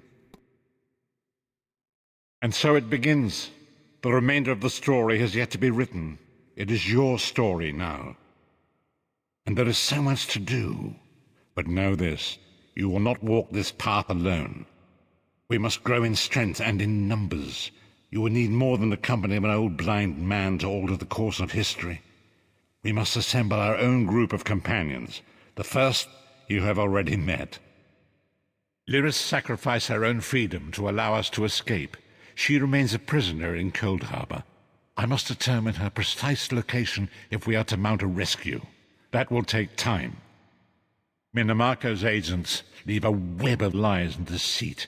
They pit the races of Tamriel against one another and divert their attention from the real threat. Seek out these agents, wherever they can be found, and expose their lies. Forgive me. Bringing you into my mind seems to have taken quite a toll on me. I must rest. I will contact you when the time is right. Until then, walk in the light, Vistage. No, yeah, I knew it was Jaeger Tharn in Arena. I just didn't know if Abner was established because someone was talking about him. Yeah, no, no worries.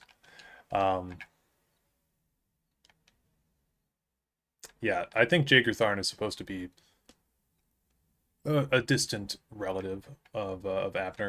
I also, in my D&D campaign, my players just got to Cheydon Hall, so I've been doing some fun stuff with House Tharn in Cheydon Hall. Okay, I think that's everything that we needed from the main quest. I'm certain that there's more stuff that we could get from the main quest that could help, but I think we're gonna close out of this guy because he's slow. We'll get back on my Wood Elf character and we'll go do this next thing. What's the plot of my D&D campaign? So the plot of my D&D campaign is something I'll wait to reveal for the actual lore video on it. But I am going to be doing a video on it. I've wanted to run an Elder Scrolls campaign for years. What system are you using? We're just using 5e.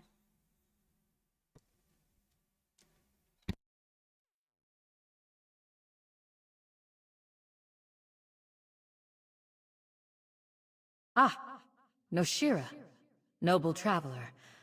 I'm glad you have found me. Okay, so we need to do the first quest here in Somerset. Over in, I think in Shimmerine is where this quest begins.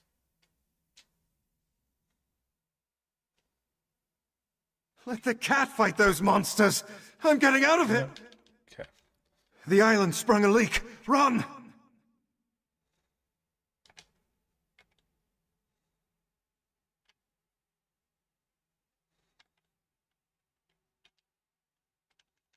Well, you as quick as a true.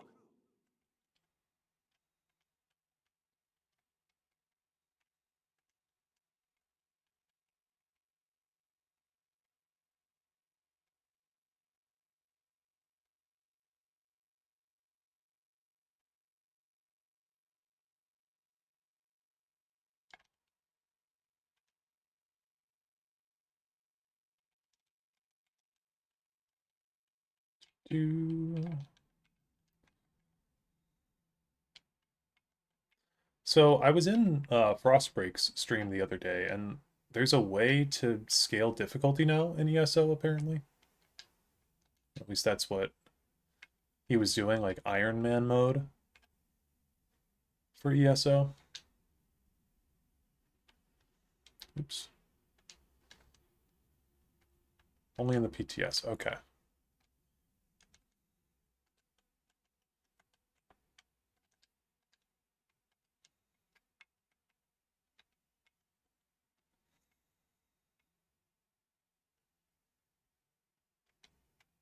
Go find your own. Perfection requires constant vigilance, so back to it. It won't affect trials, dungeons, or group activities. That's good. I was wondering how that would work, because I've actually never done a trial before. I should try to get a group together to do one at some point, but I've been playing this game since 2015, and I've never done a trial just because I haven't had a group to do one with. And it sucks because I think it's Sunspire that there's like a piece of gear that I've wanted for a really long time that I haven't been able to get. But I used to run dungeons all the time.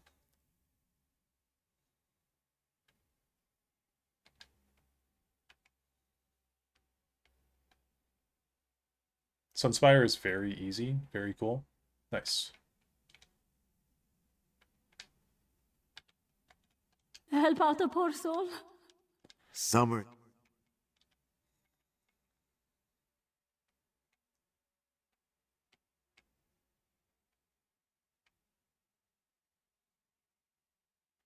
Yeah, I remember when ooh, lore book. I remember when the Imperial City came out and it launched with the two dungeons, White Gold Tower and Imperial City Prison. I remember grinding for so long to do Imperial City Prison, and I kept getting stuck on Lord Warden. This is unheard of! Because people in my group Why have you closed the monastery? understand that you had to go in the portals to avoid his AoE. Rise and sons. So Well, frustrating. the workers I hired, they were aboard the ship from Rivenspire. Somerset is starting to get a little bit better in its last few quests. Somerset is a joke. I hate this DLC the more that I play it, man. I'm sorry. I can't even lie anymore. You there! I have a... Damn it, why won't this work? Did you see a golden knight? I have no idea what that was, and I'm not sure I want to know. Raz owes you for that game of cards and has come to pay. Well, I don't recall any...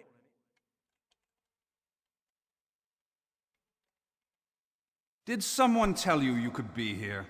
I think not.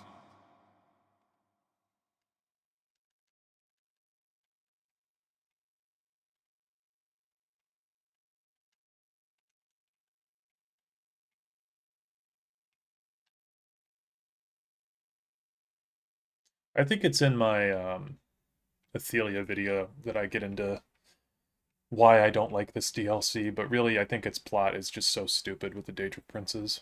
It's handled really poorly.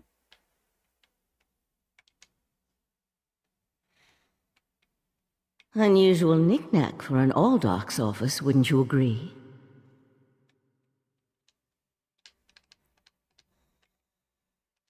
A curious pearl. I wonder where the Aldark acquired it. Probably not important. I'll meet you in the Undercroft, and we can see what's going on with the newcomers. Dareloth, did I ever read the early 4th Era Something's wrong down here. Yes, I have a video sense that magic. I want to make on Vile those. magic. Cages. I don't know when These that'll come out. people did nothing to deserve because such I'm rereading treatment. the books right now. Is there someone alive over there? In preparation See if for you the can video, help but her. in the next couple of Thank you for setting me free. in the next couple of months, I'll say that video. I'll will explain release. everything later. For now, we And need it's to not going to hurry. be just a video where it's like, this is the lore that happened in the books. It's going to be More a newcomers? different kind of video. Unfortunately, the magic only affects those who have Would you been recommend them? I think they're prepared. good. I think that But never the biggest fear. thing, Your turn will come. the biggest thing that people say against it is that they're kind of like young adult books, and the second one focuses a lot on cooking. But I don't think they're like they've got some adult themes in them for sure. I'll deal with the pearl. They can be a you little hold off these creatures. a little YA at times, but I think overall they're actually pretty good books, and they're really the stuff that they add into the lore. I feel like is always hold them well off done while I and pretty complete my tasteful, spell. So. Cooking, yeah. Is it Ica 8944? Come on, Thank you for becoming let's a talk doyen. outside. Really appreciate it.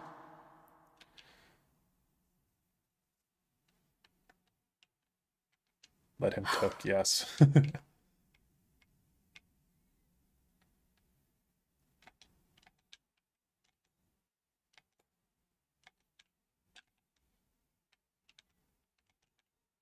Yeah, one part of the books that's really cool is like so with the whole cooking thing. Talks about like Daedra and their like their palate, like their sense of palate, and how they like feed on souls, and how souls have a certain taste to them.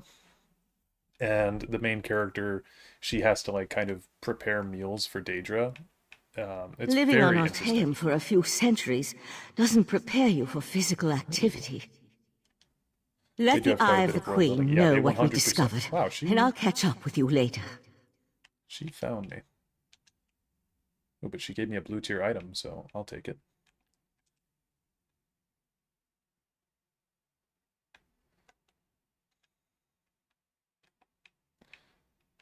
You know, Somerset's got to be a pretty good place to pickpocket, because I'd imagine there's a lot of people with the noble background. Although this guy's a drunkard.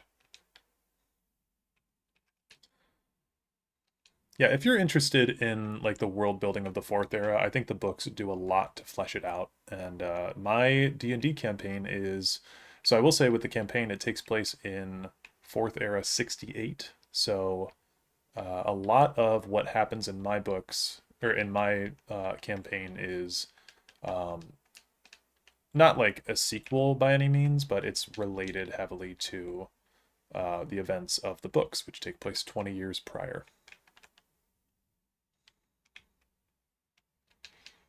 Because it sucks, really. I feel like with the Fourth Era, they wanted some distance between Oblivion and Skyrim, and so they came up with this crazy number of 201 years, and they barely filled in anything in between Oblivion and Skyrim. There's like the setting up of the Great War, but that happens in Fourth Era 174. Which is like 30 years before Skyrim. So if they wanted to set all that up, I don't think they needed regarding that the Queen's much time decree. of a gap I in assure between. you that I am working with all Dark Takala to safeguard the sanctity What of are my thoughts on Shimmerine Elden Ring lore and and story? all I of love Somerset. Elden Ring. My most popular video on Enjoy my the channel is food an and Elden Ring drink. video. In fact. Business of the city requires my attention, but I shall rejoin you shortly. So yeah, I really like Elden Ring. I'm hoping to make a video on Mikola sometime soon. Help. I suddenly remembered some business I need.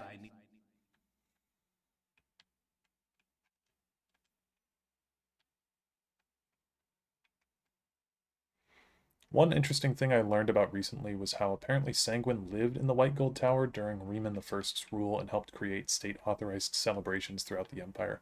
Yeah, I have heard that before, and I don't know with how much legitimacy to treat it, because I don't remember what the source is exactly for that. How dare you barge into my home without so... Okay, this first quest, man. My lady, one of the monks said to deliver this message. It's from I the probably altar. didn't even need to do all this. Here, hold on. If I go to my guild, is there anybody online who's in Artaeum at the moment? A lot of people in Oridon. No, okay, nobody's there, but I probably could have found somebody to fast travel me there. Thoughts on ESO Torch Pixie lore? Torch Pixie lore-wise? I don't know what that means. Torch Pixie? I'm glad I found you. While watching the King Lady's mansion, I saw her ladyship sneak out the back and leave the city. I've always wondered what causes The the King Lady is meeting the Aldark in the Coral a Forest. big event or like a Raz regime. smells something, and it isn't moon sugar biscuits. Your reputation But I mean, precedes with you, Eye of the Queen. the I am second Valsarin of the era- Sijic Order, and I agree that the the first is era more than a ended civil when war. Versa Duché just We should declared work that it was together, over. yes. But let's travel separately to avoid attracting unwanted attention. Raz There's will a pet find you that has both a at the Coral description that it Forest. lights torches in dungeons. I have heard that before. I think that's really stupid, and I don't think there needs to be a lore reason for there to be torches lit in dungeons. I think it's a joke, and like, you know, developers putting like little Easter eggs like that in their games is fine, but I think it's when people start like trying to justify that stuff like it's real. It's like, come on, guys. Michael Kirkbride mentioned in an interview that it was a cut part of the third pocket guide to the Empire. Okay, so yeah, it's not canon then.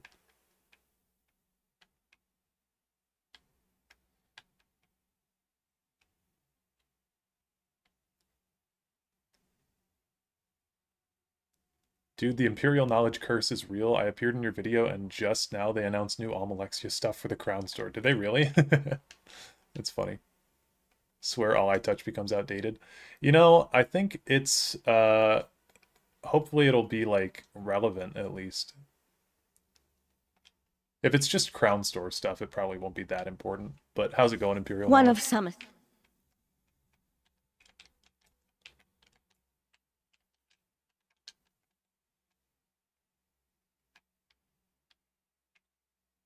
Though I don't think it's any good stuff, yeah.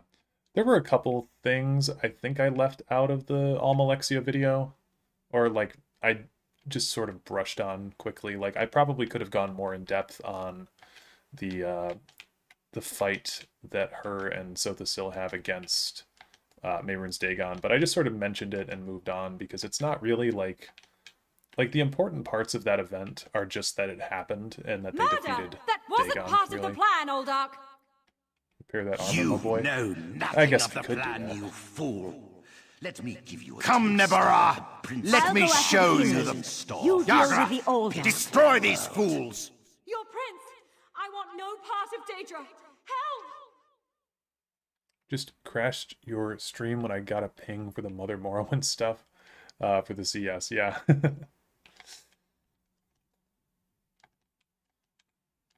As someone super into tabletop game dev who's got a few systems under my belt, I'd love to know how you handle adapting 5e's more setting-specific mechanics to tests. I did not adapt mechanics at all. To me, with Elder Scrolls is a setting. Adjustment and I don't care much there. for the mechanics. You are now so I attuned. just basically transferred the setting Find me of on Artaeum Elder after we Scrolls finish into the with the 5e Eye of the mechanics, and I called it a day. For instance, with the Elder Scrolls books, Five Claw. you know, I just treat those as books. They don't need to have You can't mechanics in them. treat me like some I sort just of like the world. So, didn't really do anything with mechanics. Okay, now we can finally travel to Artaeum. Going to work again, just wanted to let you know the Imperial Knowledge Curse in action. Well, I appreciate it. Thank you.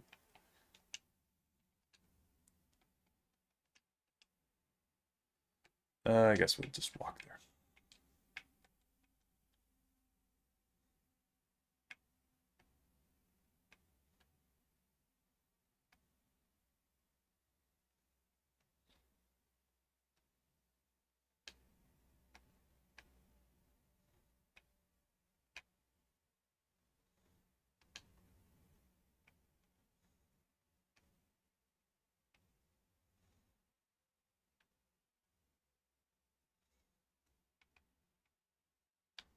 I think it is up here.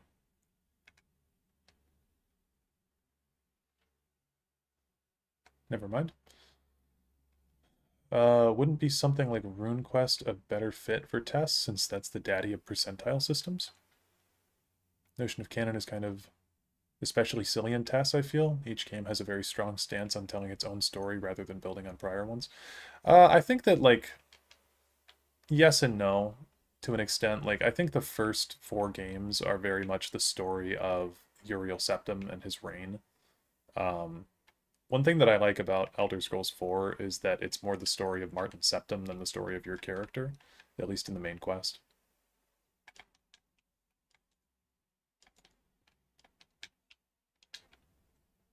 Okay. I did an Oblivion one-shot in Black Marsh with Pathfinder. It was a wild trip. I could imagine, yeah. Okay, so here is where we need to be. Gonna go unlock the Way Shrine. Oh, it's already unlocked. Cool. Then we'll go here to the Trader's Vault. Okay, so if anybody... Someone with don't flesh look this on up, their bones. by the way. Some Thank people will look stuff up when I'm talking, but don't look this up. Can anybody tell me who Uliseta Grakag is from memory? I will be very impressed if you can do that. I'm going to go really quick, get something, grab a drink really quick, just water, and I will be right back. But if you can tell me who Uliseta Grakag is without looking it up, I will be very impressed.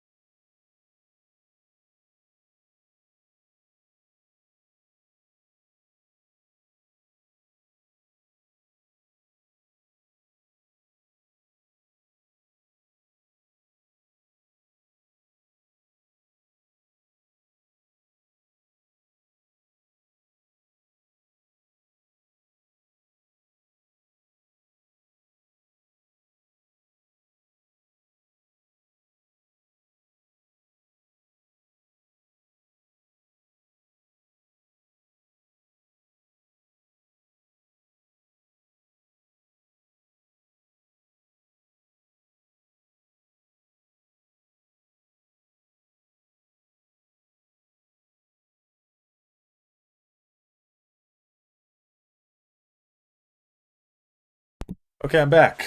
Does anybody have any thoughts? Sounds like a noble orc, to be honest.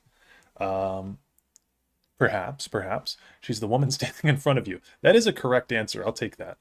I have no idea who she is. I didn't remember who Darian Gautier was either, or Nerano from Orsinium, but they all claim to have known me from some point earlier in the story. Yeah, they're characters from the base game. Genuinely, all I know about her from memory is that she's a Psijic. I couldn't tell you anymore. Okay, so... Uliseta Grakag. This is stuff that I like that they do in ESO, is they will take characters sometimes that have only been mentioned very slightly, and then they will expand upon who they are. So, Uliseta Grakag was mentioned first in a book way back from Elder Scrolls 4 called The Black Arts on Trial. That is where Uliseta Grakag is from. She was a character that was a proponent of necromancy being allowed in Cyrodiil.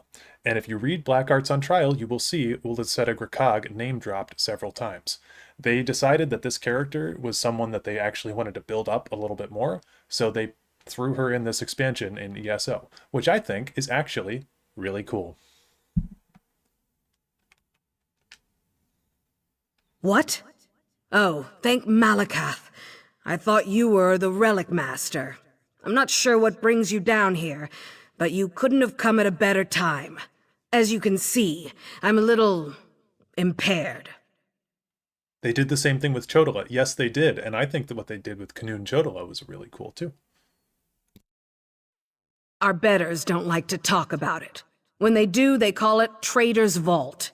According to my research, it used to serve as a retreat for the Order's most talented pupils. But then, without warning, the Rite Master barred it shut. Good question. I found this memory stone in the Grand Reliquary. It's called the Eye of Remembrance. Using it near the library pedestals here might show us why these ruins were sealed. You look stronger than most. How about you lend me a hand?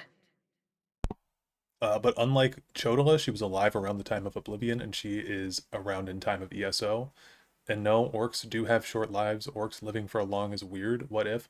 Yeah, but I mean, this is a Psijic mage. Like, Fear lived to be like 4,000 years old. I'm pretty sure a Psijic mage could expand their lifespan a little bit. Okay, we say I'm game. What do you need me to do? What luck! To find a fellow troublemaker on this stiff-necked isle. There should be pedestals scattered throughout the ruin that will cause the eye to activate. I'll contact you through oral projection to walk you through it. Ulaseta, formerly of Clan Cog. The Psijics want you to renounce those old affiliations, you see. Don't want that sort of thing to interfere with your dedication to the old ways. Something like 350 years, give or take a decade. I know what you're thinking. She looks sprightly for her age, right? Long life comes with the robes. The Psijics don't think you can learn much of anything in a normal orc lifetime.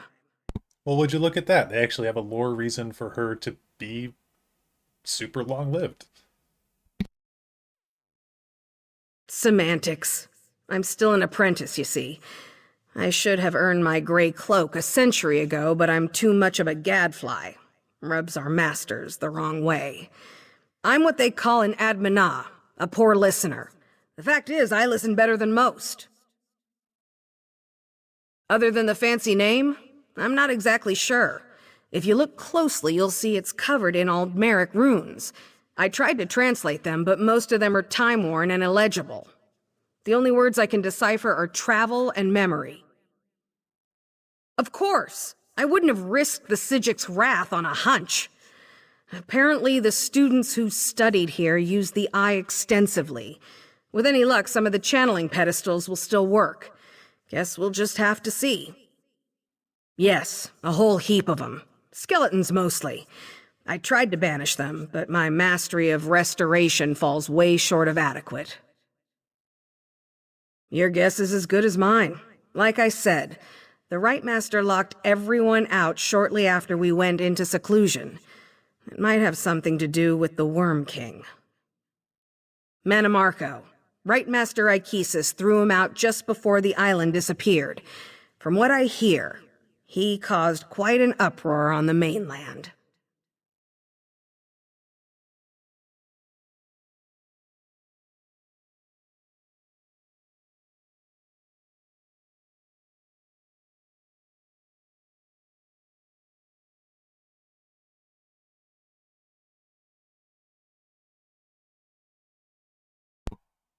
Did ESO do Peryite as a bad guy? ESO has used Peryite, but unfortunately they used Peryite in conjunction with Athelia. And he wasn't necessarily like a bad guy in that plotline. There's also the Scalebreaker DLC where he is featured a little bit. Peryite crops up in a couple places in this game.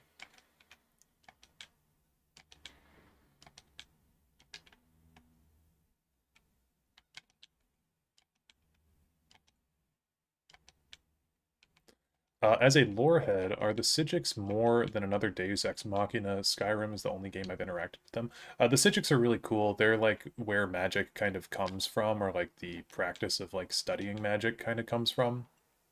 They're very old. There's something called the Psijic Endeavor, which is really neat, that's named kind of after them, I believe, which is one of the walking ways that you can ascend to divinity. Yeah, they're really cool.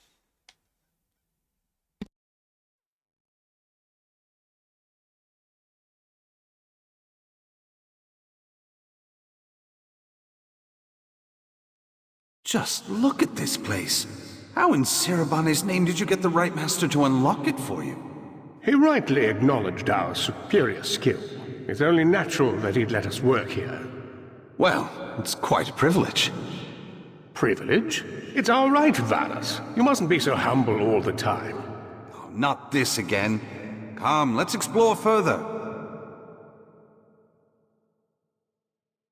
Secluded? Cavernous? Yes, this will be perfect for my research.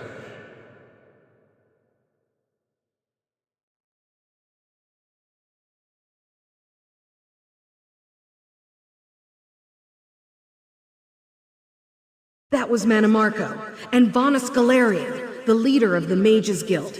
Can you believe this? It must be Manimarco's laboratory.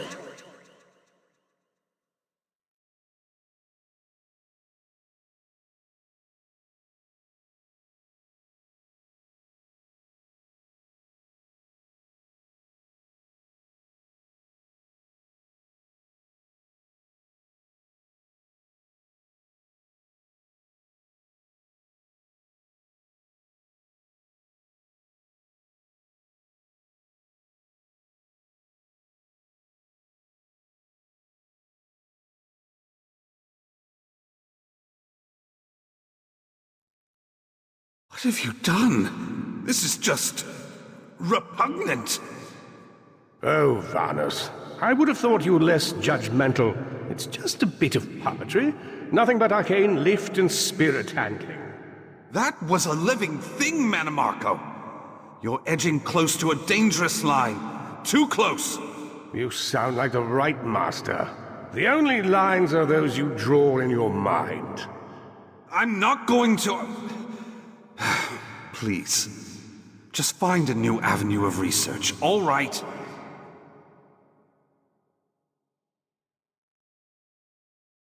Oh, Vanus, you fool. You will never understand true Did he just disappear and ruin my voice line collection? What the fuck? Ah. Dude. I always heard Vanus and Manimarco were friends, but it seems like a complex relationship. Fascinating! Let's see what else we can find. Okay, sorry. We're gonna have to redo this quest. Each copy of ESO is personalized, yeah. Yeah, 100%. Okay, gotta delete this quest. Do this again.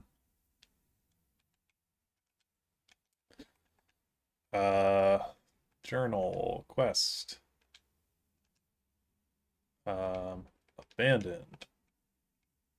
And then she respawns, and then we just collect it again. Something like 300. We run back in.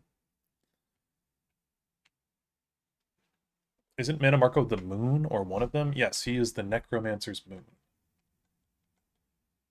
Manimarco was indeed a Psijic, yeah.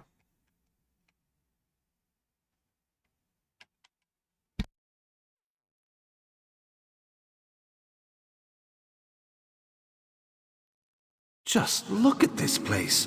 How in Sarabane's name did you get the right master to unlock it for you? He rightly acknowledged our superior skill. It's only natural that he'd let us work here. Well, it's quite a privilege. Privilege? It's our right, Vanus. You mustn't be so humble all the time. Oh, not this again. Come, let's explore further. Secluded? Cavernous? Yes, this will be perfect for my research.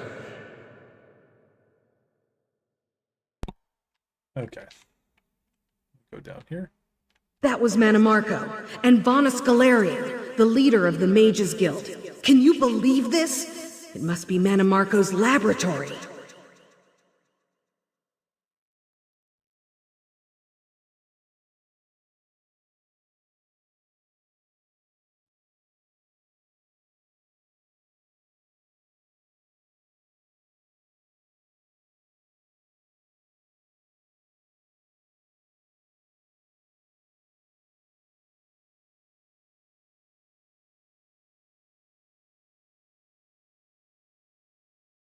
What have you done? This is just repugnant. Oh, Vanus. I would have thought you less judgmental. It's just a bit of puppetry. Nothing but arcane lift and spirit handling. That was a living thing, Manimarco. You're edging close to a dangerous line. Too close. You sound like the right master. The only lines are those you draw in your mind. I'm not going to... Please, just find a new avenue of research, all right?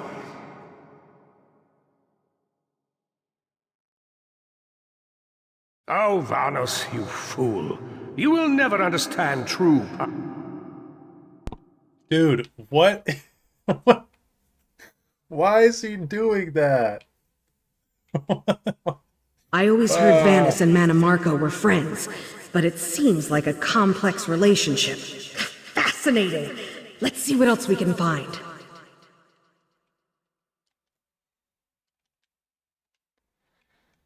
Okay. Completely off topic from Elder Scrolls, but I find it really cool that you study history. I'm not a historian, but I've started to get more into the humanities, such as history, mythology, religion, traditions, Shakespeare, and etc. It's absolutely great for performance arts and world building. It really is. I mean, knowing the history of the past of the world is very helpful in world building, because all fiction stems from reality in some way. So it's important to know the history of the past. Okay, next library pedestal should be this way. You will never understand true POW. What part of POW don't you understand? Yeah, clearly I am the fool here. I guess I'm just going to have to put that in the video in some way. I don't know. Did I just do a loop around? I did. I did a loop-de-doop. We want to go this way. Tell you what, though, I know that people have been asking for a harder difficulty level in ESO for a while. Personally, doesn't bother me. I'm okay with this game's overworld being, like, easy as shit.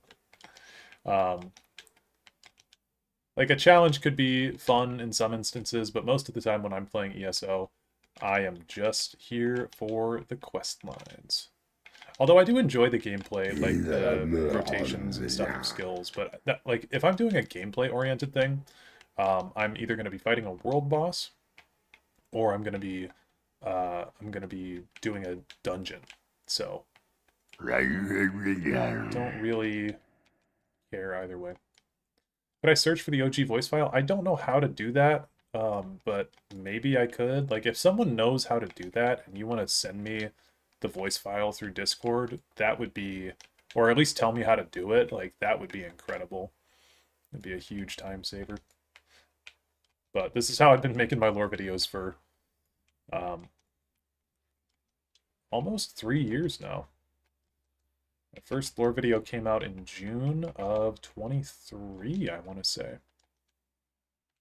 So, yeah, almost 3 years of making lore videos on Elder Scrolls, and we are getting a lot more in 2026, I'll tell you what. Oh.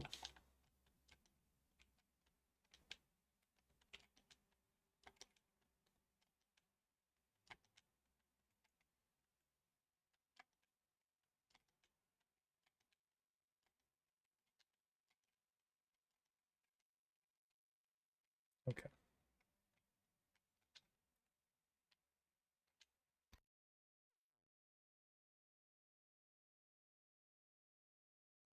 This is what happened to our classmates? What is wrong with you? Wrong? Honestly, grow up, Vanas. There is no right and wrong. Only power and weakness. You've made me for a fool. I can't believe I didn't see the rot infesting your soul. You will answer for this eventually. I swear it.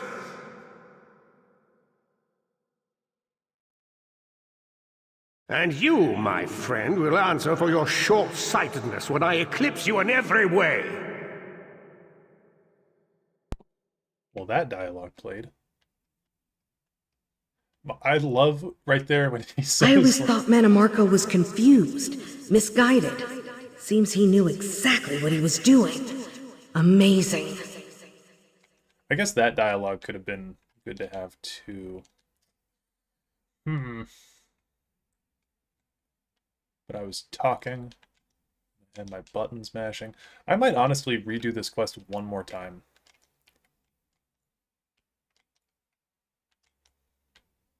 Just to see if I can get the voice line.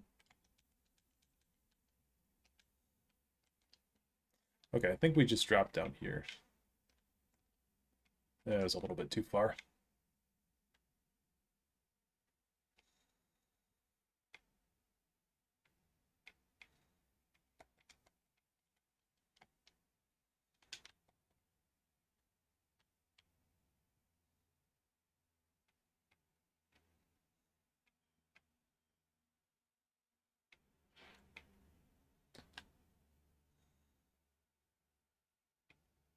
Working 12-hour shifts doing basically nothing is such a drag, so having a stream to chat and stay engaged with is a massive boon. Well, awesome. What do you do for work that you're working a 12-hour shift?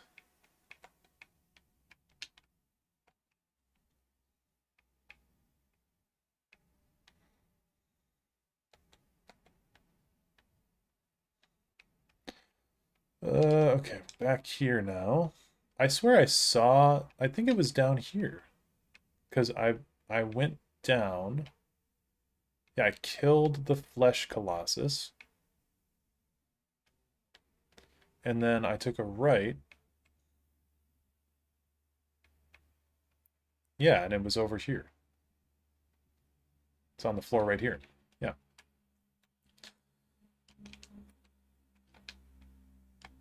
Well, let's do this. Now, for anyone who does play Elder Scrolls Online, are you guys more in the camp of stamina-based classes, or are you guys more fans of magicka-based classes? Because I am always a bigger fan of stamina classes than magicka classes, I think. Mostly because of the fact that I just like to use weapons instead of stabs. But I will admit that Sorcerer is really fun. Magicka Sorcerer is really fun.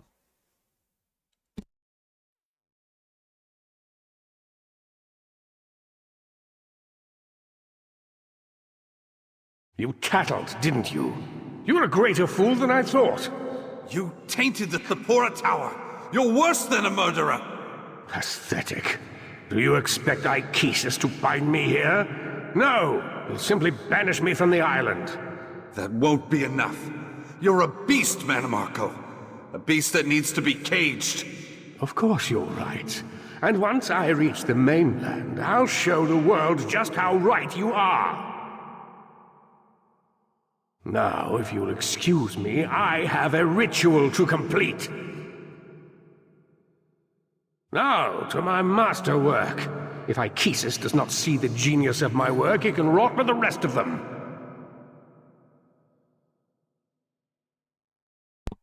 So these are the events that led to Mannimarco's exile. Let's keep exploring.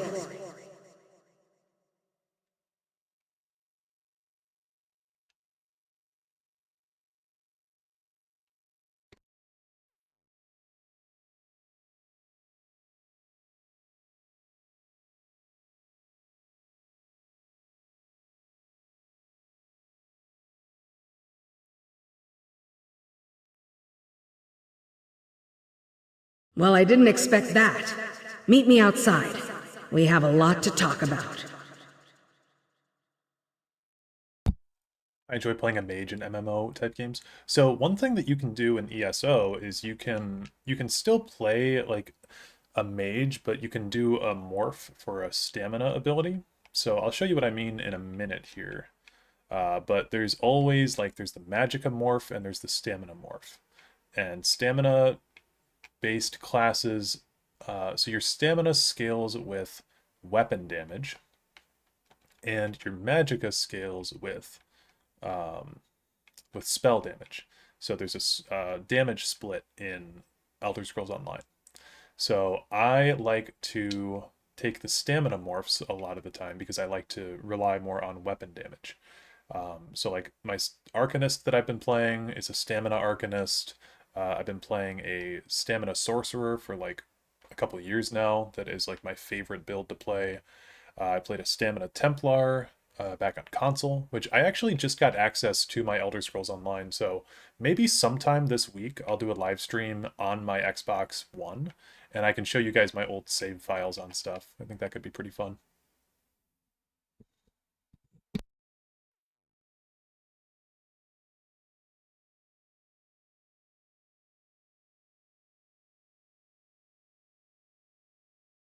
Welcome back, partner. By Malakath, what a discovery. We learned about the history of the Vault, the Worm King's relationship with Vanus Galarian, and you even destroyed one of Manamarco's vile experiments. Not bad for a day's work. Don't turn on me now. The Eye gave us glimpses of Manamarco's work.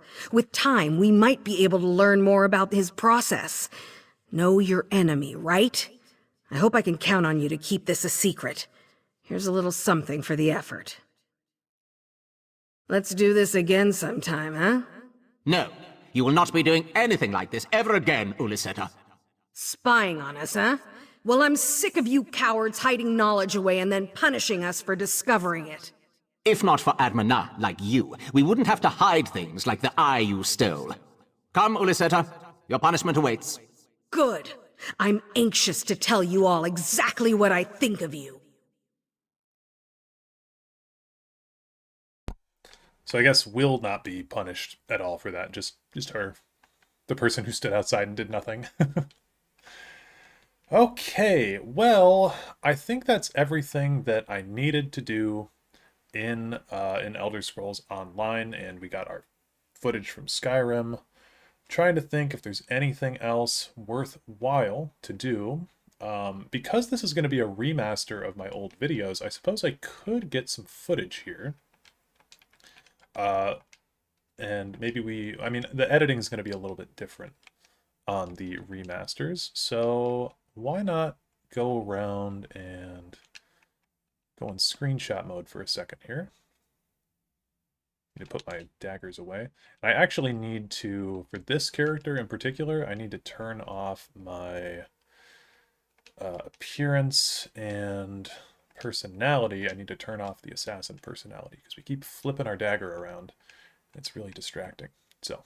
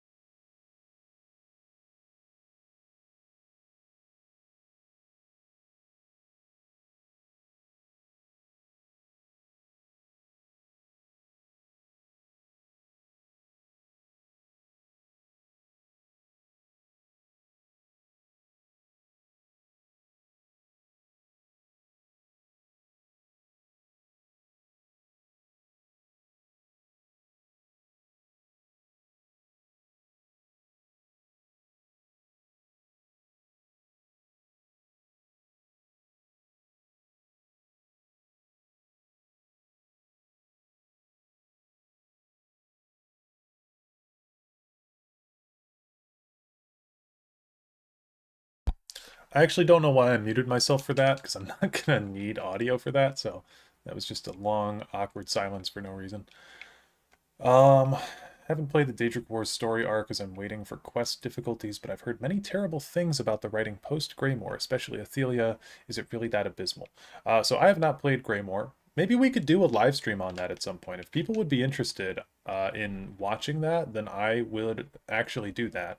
But I have not played Greymoor before. So I can't say if the writing quality is higher quality or lower quality than Greymoor, but yeah, it's bad. The Athelia Gold Road Necrom chapters are pretty fucking horrible. Blackwood was a disaster, and I have not played High Isle. I've not played High Isle's story, so those are my takes. Come on, Daryl, I'll get Daggerfall footage. Yeah, everyone really wants to see that.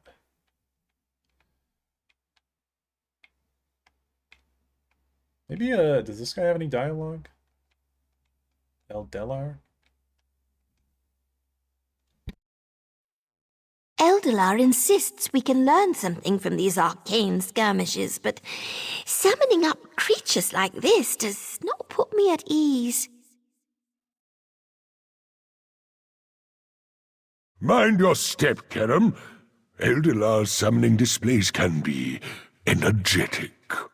You know what? I remember I just had like a Jimmy Neutron-esque brain blast So I need to go over here because there's an NPC that has a voice line that I used for my Mana Marco video. And I remember even like 2 years ago or 3 years ago or however long it was, I remember doing this. So let's go over here. The NPC is over on this side. Oh, there's a chest. Hold on. Chest.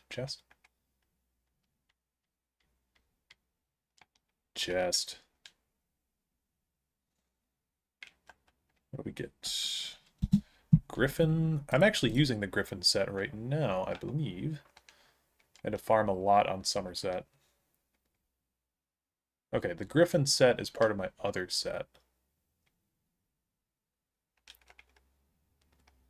Goblin mode for the chest. Yeah, I mean, I gotta get my loot. Okay, there's an NPC, though. I think it's this one right here. Yep. Oh, heavy sack. HS. If you know, you know. Okay, this NPC right here, though. The Kupora Tower truly is a sight to behold, isn't it? Never mind. That NPC I used for the tower lore video. I did not use that NPC for the Mana Marco video because she was talking about the Kupora Tower here. Okay, do I need anything from Oblivion? Maybe. I can't really think of anything from Oblivion that I'd need, but I mean, for the hell of it, we can boot Oblivion up. I'm sure that I have a save file somewhere. I think we did the Mages Guild on my Oblivion Remastered playthrough, so let's check it out. A big weird thing though, guys, so we were talking about UIs being different between console and PC. So on console, this is what the UI looks like. I suppose not on console, but when you're using a controller, this is the UI. And you can log out, but you can only log out to character select. You can click log out or you can click cancel. On the keyboard version, this is the keyboard, you can click quit. Oh, did they change that? No, there's log out and then there's quit. Do you want to quit the game or do you want to log out? So we will quit and quit now. Thoughts on the archaeological comparative study of Morthal in 2nd Era 582 compared to 4th Era 201? I think that that they're pretty close, right? Which I don't mind Markarth being pretty close. I do remember they made Markarth look a little bit different, but they're fairly close. Oblivion Remastered gets a W for me. It's okay. It just gets... I don't know. I'm still so torn on how I feel about that game. I guess you could just close the game on console. Yeah. Yeah. Oblivion Remastered has given me hope for a modern Morrowind remake. My one wish for that is that they keep the robust dialogue system, even if it means cutting voice acting, but that's unrealistic. I honestly, my hot take is that I hope we never get a Morrowind remaster. I think Oblivion needed the remaster. I don't think Morrowind needs a remaster at all. I think Morrowind is a really good game. Okay. And like some of the changes that they made with Oblivion Remastered, I was just not... I was not a fan of a lot of things they did in Oblivion Remastered when it comes to like the level scaling stuff, not really like fully changing. That's a really hot take. I really don't think it is. What is wrong with Morrowind? Like, can you tell me right now what's wrong with Morrowind? Because I could tell you several things that were wrong with Oblivion. But tell me something that's actually genuinely wrong with Elder Scrolls 3. Because my takeaway is that people don't want to play Elder Scrolls 3 because they don't want to engage with the mechanics. The combat, nothing's wrong with the combat in Elder Scrolls 3. It works exactly how it's supposed to. The combat in Elder Scrolls 3 works how it's supposed to.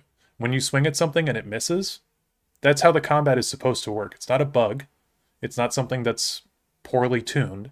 There's a formula in Elder Scrolls 3 that rolls every time that you hit something. So it's a combination of your fatigue meter, it's a combination of your stat that governs that skill, and then it's a combination of your skill. So if you have those skills high enough, you will hit things on a consistent basis. It's meant to show that your character grows and gets better. Now, is it a perfect system? No, but it works how it's supposed to. I don't like swinging and missing. But that's... I hate to say it, but that's a you problem then. That does not mean that the game needs to be remastered. That means that you don't like a thing about the game. That does not warrant a remaster, just because some people refuse to engage with mechanics.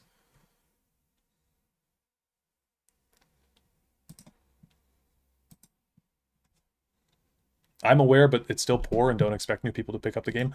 I've done several playthroughs of Morrowind. I don't think that there's a reason that that game should be remastered. I think we should be telling people to just put their big boy pants on and play it.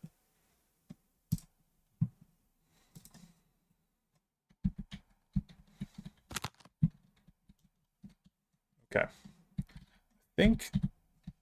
yeah, I've got a save file for Manamarco right here.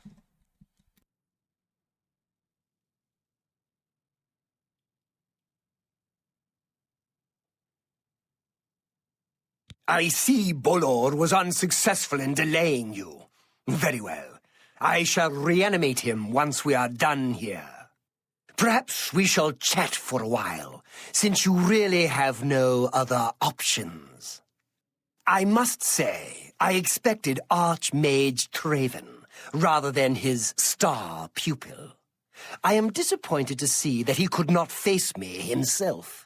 I have met so many of his predecessors over the years. I developed a particular fondness for Galerion, ill-preserved though he may be. But here you are instead, skilled enough to make it this far, which speaks volumes about you. Perhaps you'll be as useful to me as Traven would. Oh, my dear, I didn't mean to imply that you have a choice. I will make you another in a long tradition of worm thralls, and take my time in studying you. Your very soul will be forfeit to me. Power, my dear friend. I seek power, and so I acquire and study those who have some degree of it. We are after the same things, your guild and I. Yet you worry about good and evil, and do not accept they are manifestations of the same thing. So you brand me a villain, and make vain attempts to destroy me. I watch, and I wait, and I collect you when you come for me. Instead of drawing Traven out, I have received you instead. Perhaps I shall personally go and collect him when we are done here. Let's get this over with! Ah! Ow! Oof. Oh! Oh!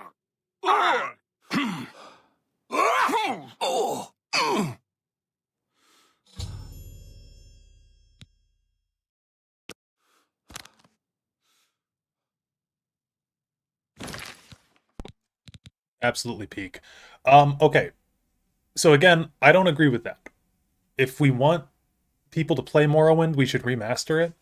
I don't agree with that. I really don't. I think Morrowind's mechanics are good. And I think this game actually took a big tank in mechanics for the remaster just to make it more accessible to people. I don't have a problem with telling people to just figure out Morrowind. If people don't want to play Morrowind, they don't have to. It's a game from 2002. We don't need to remaster that. What we need is Elder Scrolls 6. I don't want anyone to waste resources remastering a game that is completely functional. Oblivion had issues, and they fixed those issues. Because Oblivion has a mechanic where, Oblivion took out the to-hit chance, right? So you're just endlessly swinging your weapon at stuff.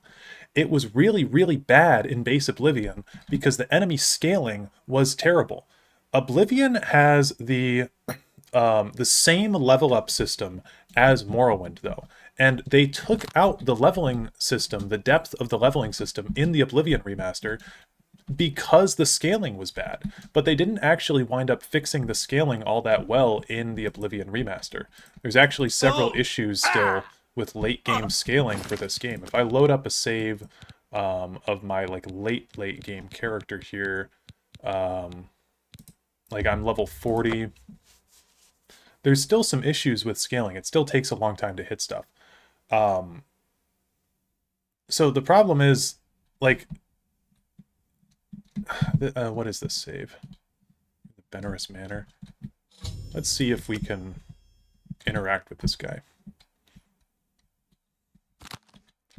But yeah, I don't need anyone to play Morrowind. If they don't want to play it, they don't have to. You don't need to remaster a game that's functional.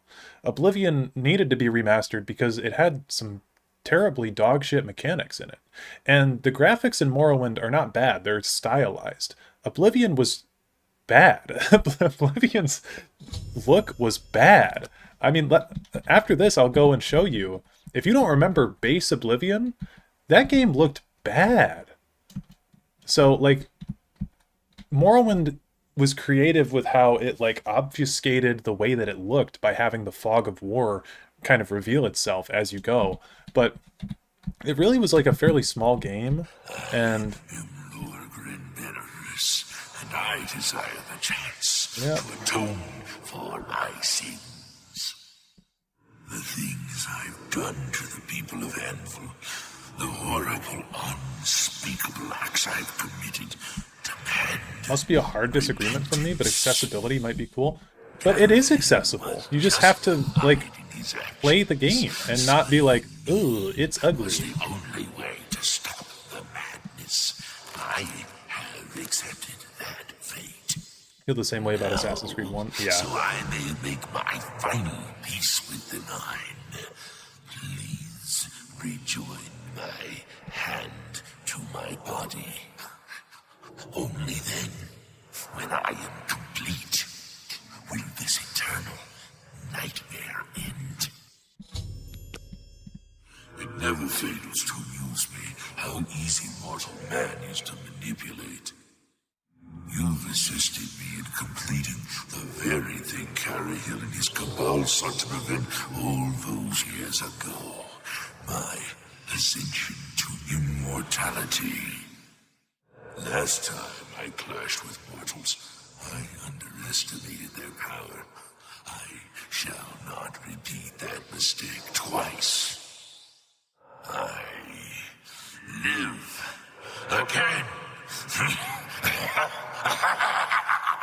God, Wes Johnson is too funny, man. Yeah, okay, look at this. This is late game scaling in the remaster. It's still, I'm gonna swing, swing, swing, swing, swing, swing. I can weave in a power attack, but it's still the basic gameplay. Like, it plays pretty much the same as the OG.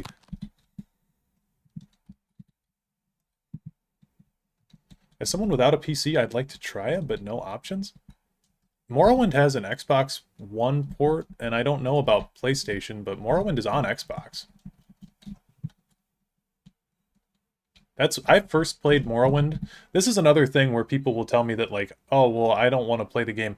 My first time that I played Morrowind was the Xbox 360 version. That version was unoptimized as shit, and I didn't have any DLC for that. Do you know what the DLC added for Morrowind? Has anyone played Morrowind without the DLC? What the DLC added for Morrowind was health bars, so you could actually see the damage you were doing. I played through all of Morrowind without health bars, swinging at random shit, just waiting for stuff to land, and Morrowind was a great time. I fucking loved that game. So I think that people that don't want to give that game a chance are never going to give it a chance.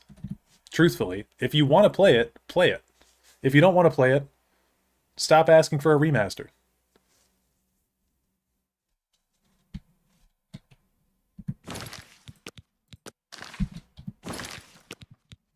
So let's go back to OG Oblivion for a minute. I actually was just getting footage on this earlier.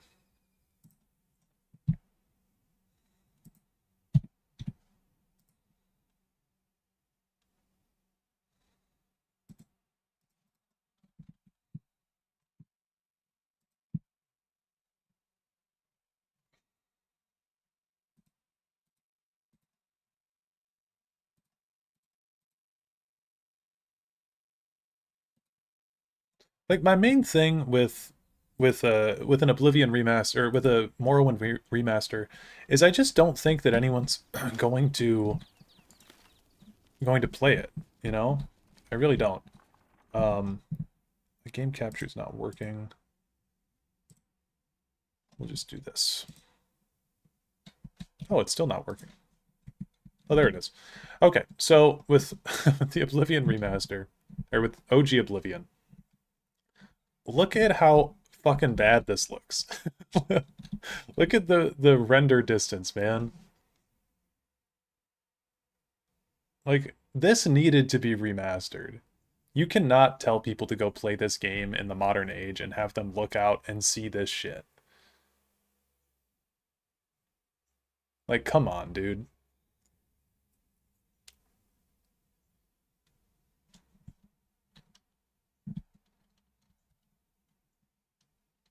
And I love Oblivion. Oblivion's, like, for nostalgic purposes, my favorite Elder Scrolls game. I think they all bring something to the table. I think Oblivion has the best quests and the best NPCs. I think Morrowind has the best overall story and atmosphere. And I think that Skyrim has the best gameplay. But, dude, like, what the fuck is this?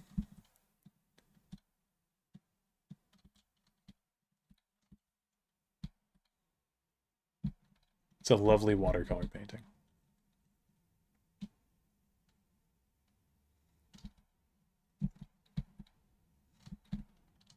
It's like a game of its time for sure. Yeah.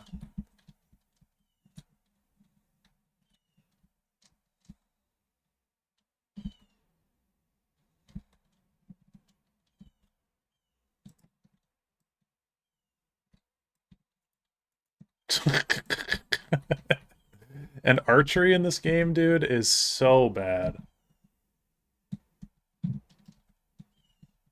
Maybe that's because I played this nonstop as a kid, but to me, this is peak. Look, I love this game. Again, this is one of my favorite games. But you cannot look at this and say that it's, like, good. I don't know what to say. It's just objectively, like, I'm not gonna say, like, someone said, yeah, it's a game of its time. I'm not gonna make fun of the game for being from 2006. It looks great for, like, the world that it was supposed to be for 2006, but, like, the render distance here even, like, holy shit.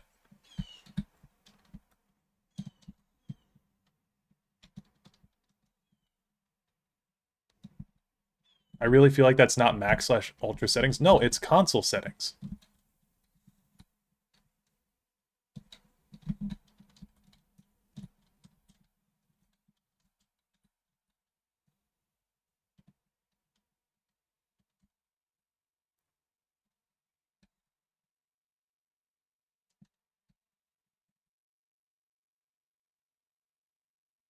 Like, I love the aesthetics of Oblivion, but it is, like, a hugely outdated game. Whereas if we jump to Morrowind, which I'm willing to do, because we're just doing stuff now. Also, check out this background. I found this cool Almalexia art. But, let me go here.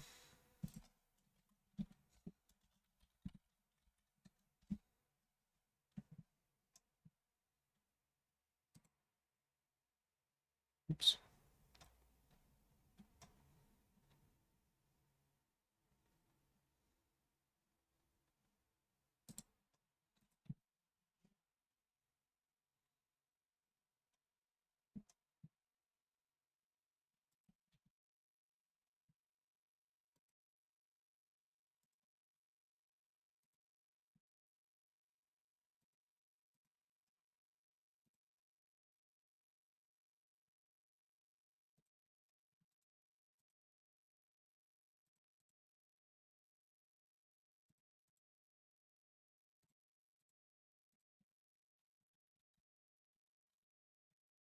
what was the last thing I was doing in this video?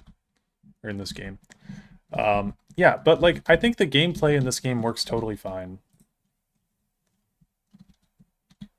There's nothing wrong with it. Especially if you start as a red guard in this game, it gets like really... like the game from the get-go is really easy.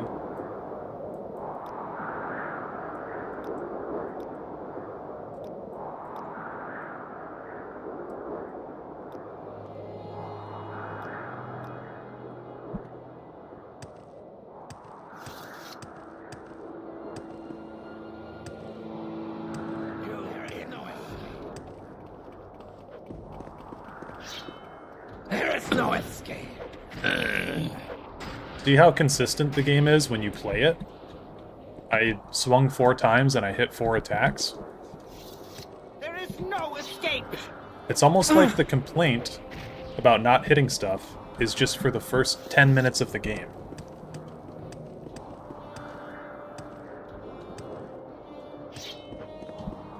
Because it totally evens out as you go on.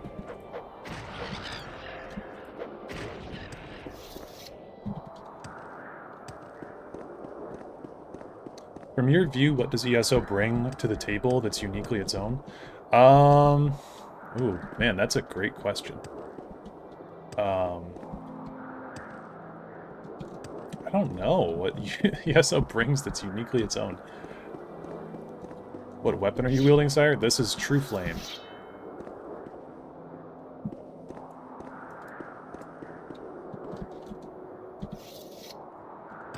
But, yeah, Morrowind mechanics involve... So, okay, this is a strength weapon. It scales off of my long blade skill, and it scales off of strength. So, what you do to roll attacks in Oblivion, it's not like there's armor class, or in Morrowind. It's not like there's armor class in Morrowind like there is in D&D.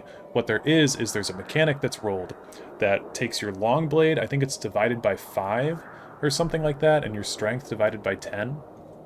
And then it puts those numbers together, and then it multiplies it by whatever percentile your fatigue meter is at. So your fatigue meter, if it's at a full bar of fatigue, you're getting a 1.25 times multiplier on whatever that formula is. Here, I'll put it up on screen, because Morrowind to hit formula.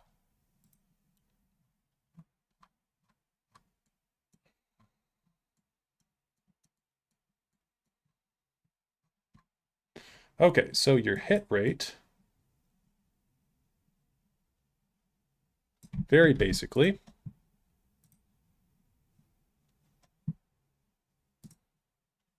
let's go here, text,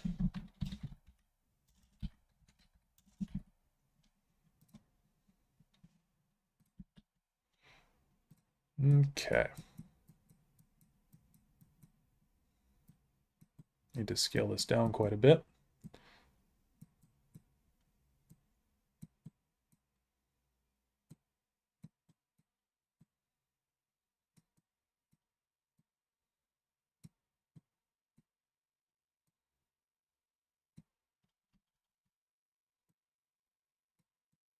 Okay, this is your meter to hit.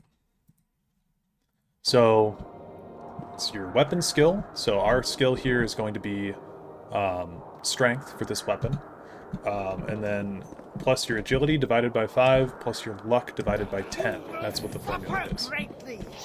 So luck in these old games, when it says luck determines everything you do, that's a carryover from these old games. So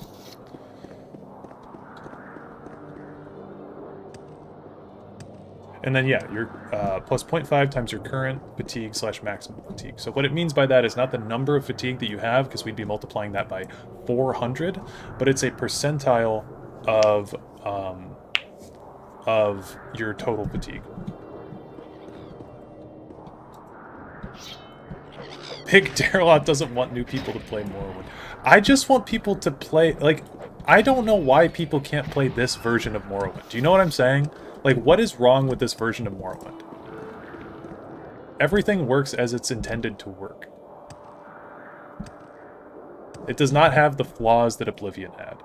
I understand that like more people could potentially get into this game if it had a remaster, and in a world where I could snap my fingers and we get a remaster, sure, that would be cool.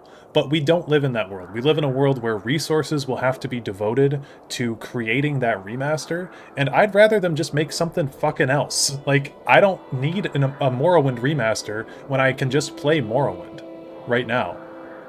It's totally acceptable to just boot this game up and play it.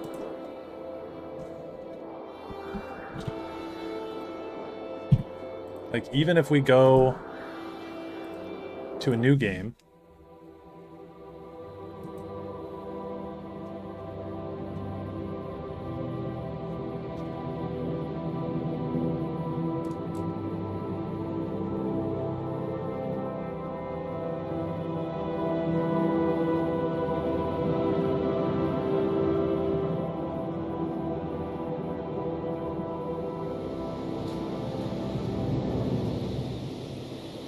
They have taken you from the Imperial City's prison, first by carriage and now by boat. To the east, to Morrowind. Fear not, for I am watchful. You have been chosen.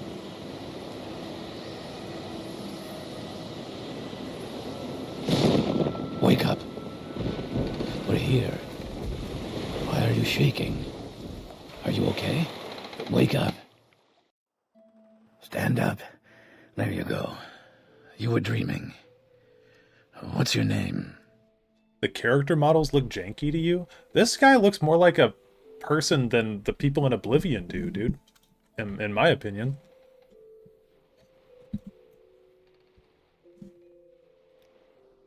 Well, not even last night's storm could wake you. I heard them say we've reached Morrowind. I'm sure they'll let us go. Like, what they did in Skyrim was they went back to Why? Morrowind looks Here for comes the things. guard. This is where you get off. Come with me.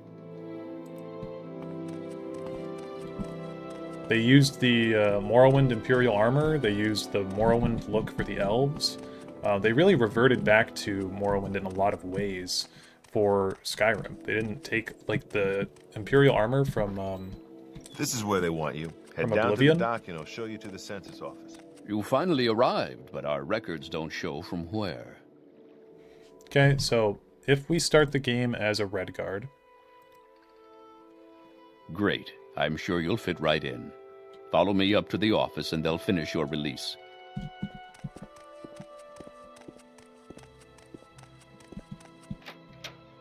Ah, yes. We've been expecting you.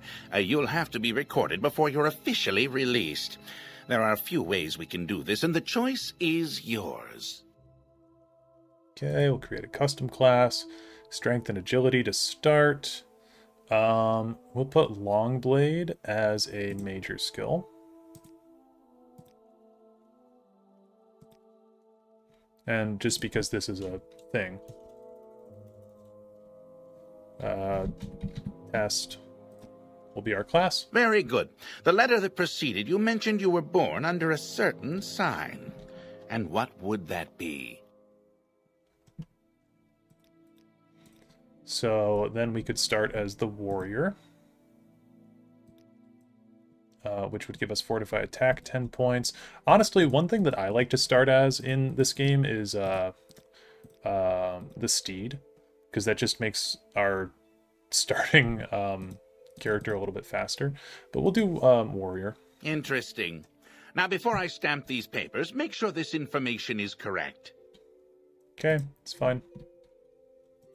Show your papers to the captain when you exit to get your release fee.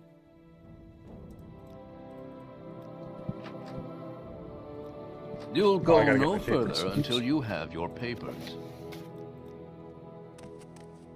Continue through to the next building and talk to Celisgravius.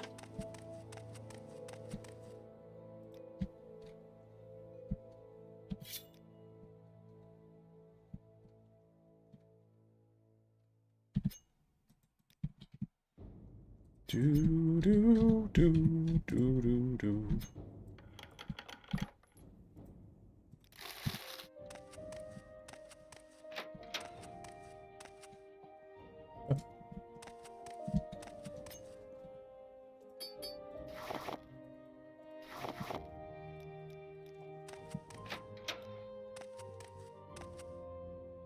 You've made your last mistake, thief. Oh, because I was crouched. Let's hear it.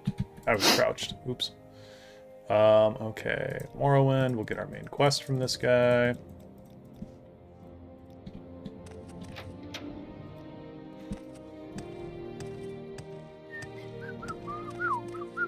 Does Fargoth give you money? I can't remember. Yeah, here, I'll give it to him. Oh, he's just To happy what do now. I owe the honor, Red Guard?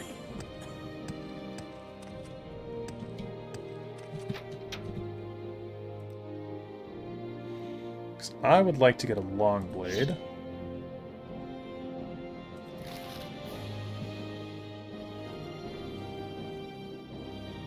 Okay. So now, with this formula in mind, from the get-go of the game, we will have a 60 strength with a 50 in long blade. So, even just from the outset of the game, we have a pretty damn good build with being able to hit with long blade. And that'll just increase as we go up. So you can really think of hitting enemies in Morrowind a lot like swinging for armor class in D&D. It's not the same system, but it's very similar. Our fatigue is very low, so I'm going to rest and just get that fatigue up. We'll go and attack this person. So, we miss, we hit, we miss, we hit. From the get-go of the game, pretty easy.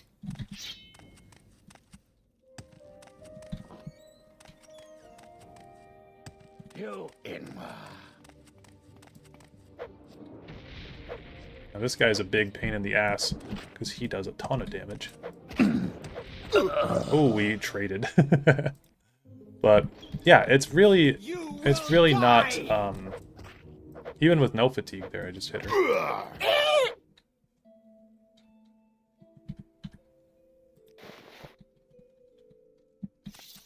It's hard to call it stylization when the style is meant to be realistic. Do you honestly think that this is meant to be realistic? Do you genuinely think that? Like, looking at these mushrooms, that this is supposed to be real?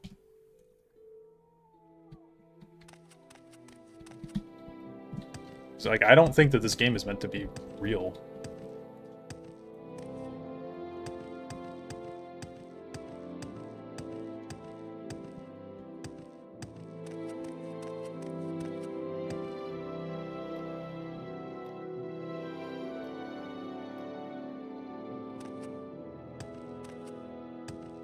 But yeah, so that's my opinion on Morrowind. I don't think it needs a remaster. If it got one, I'd try it out. But yeah, I really think that it's a very functional game.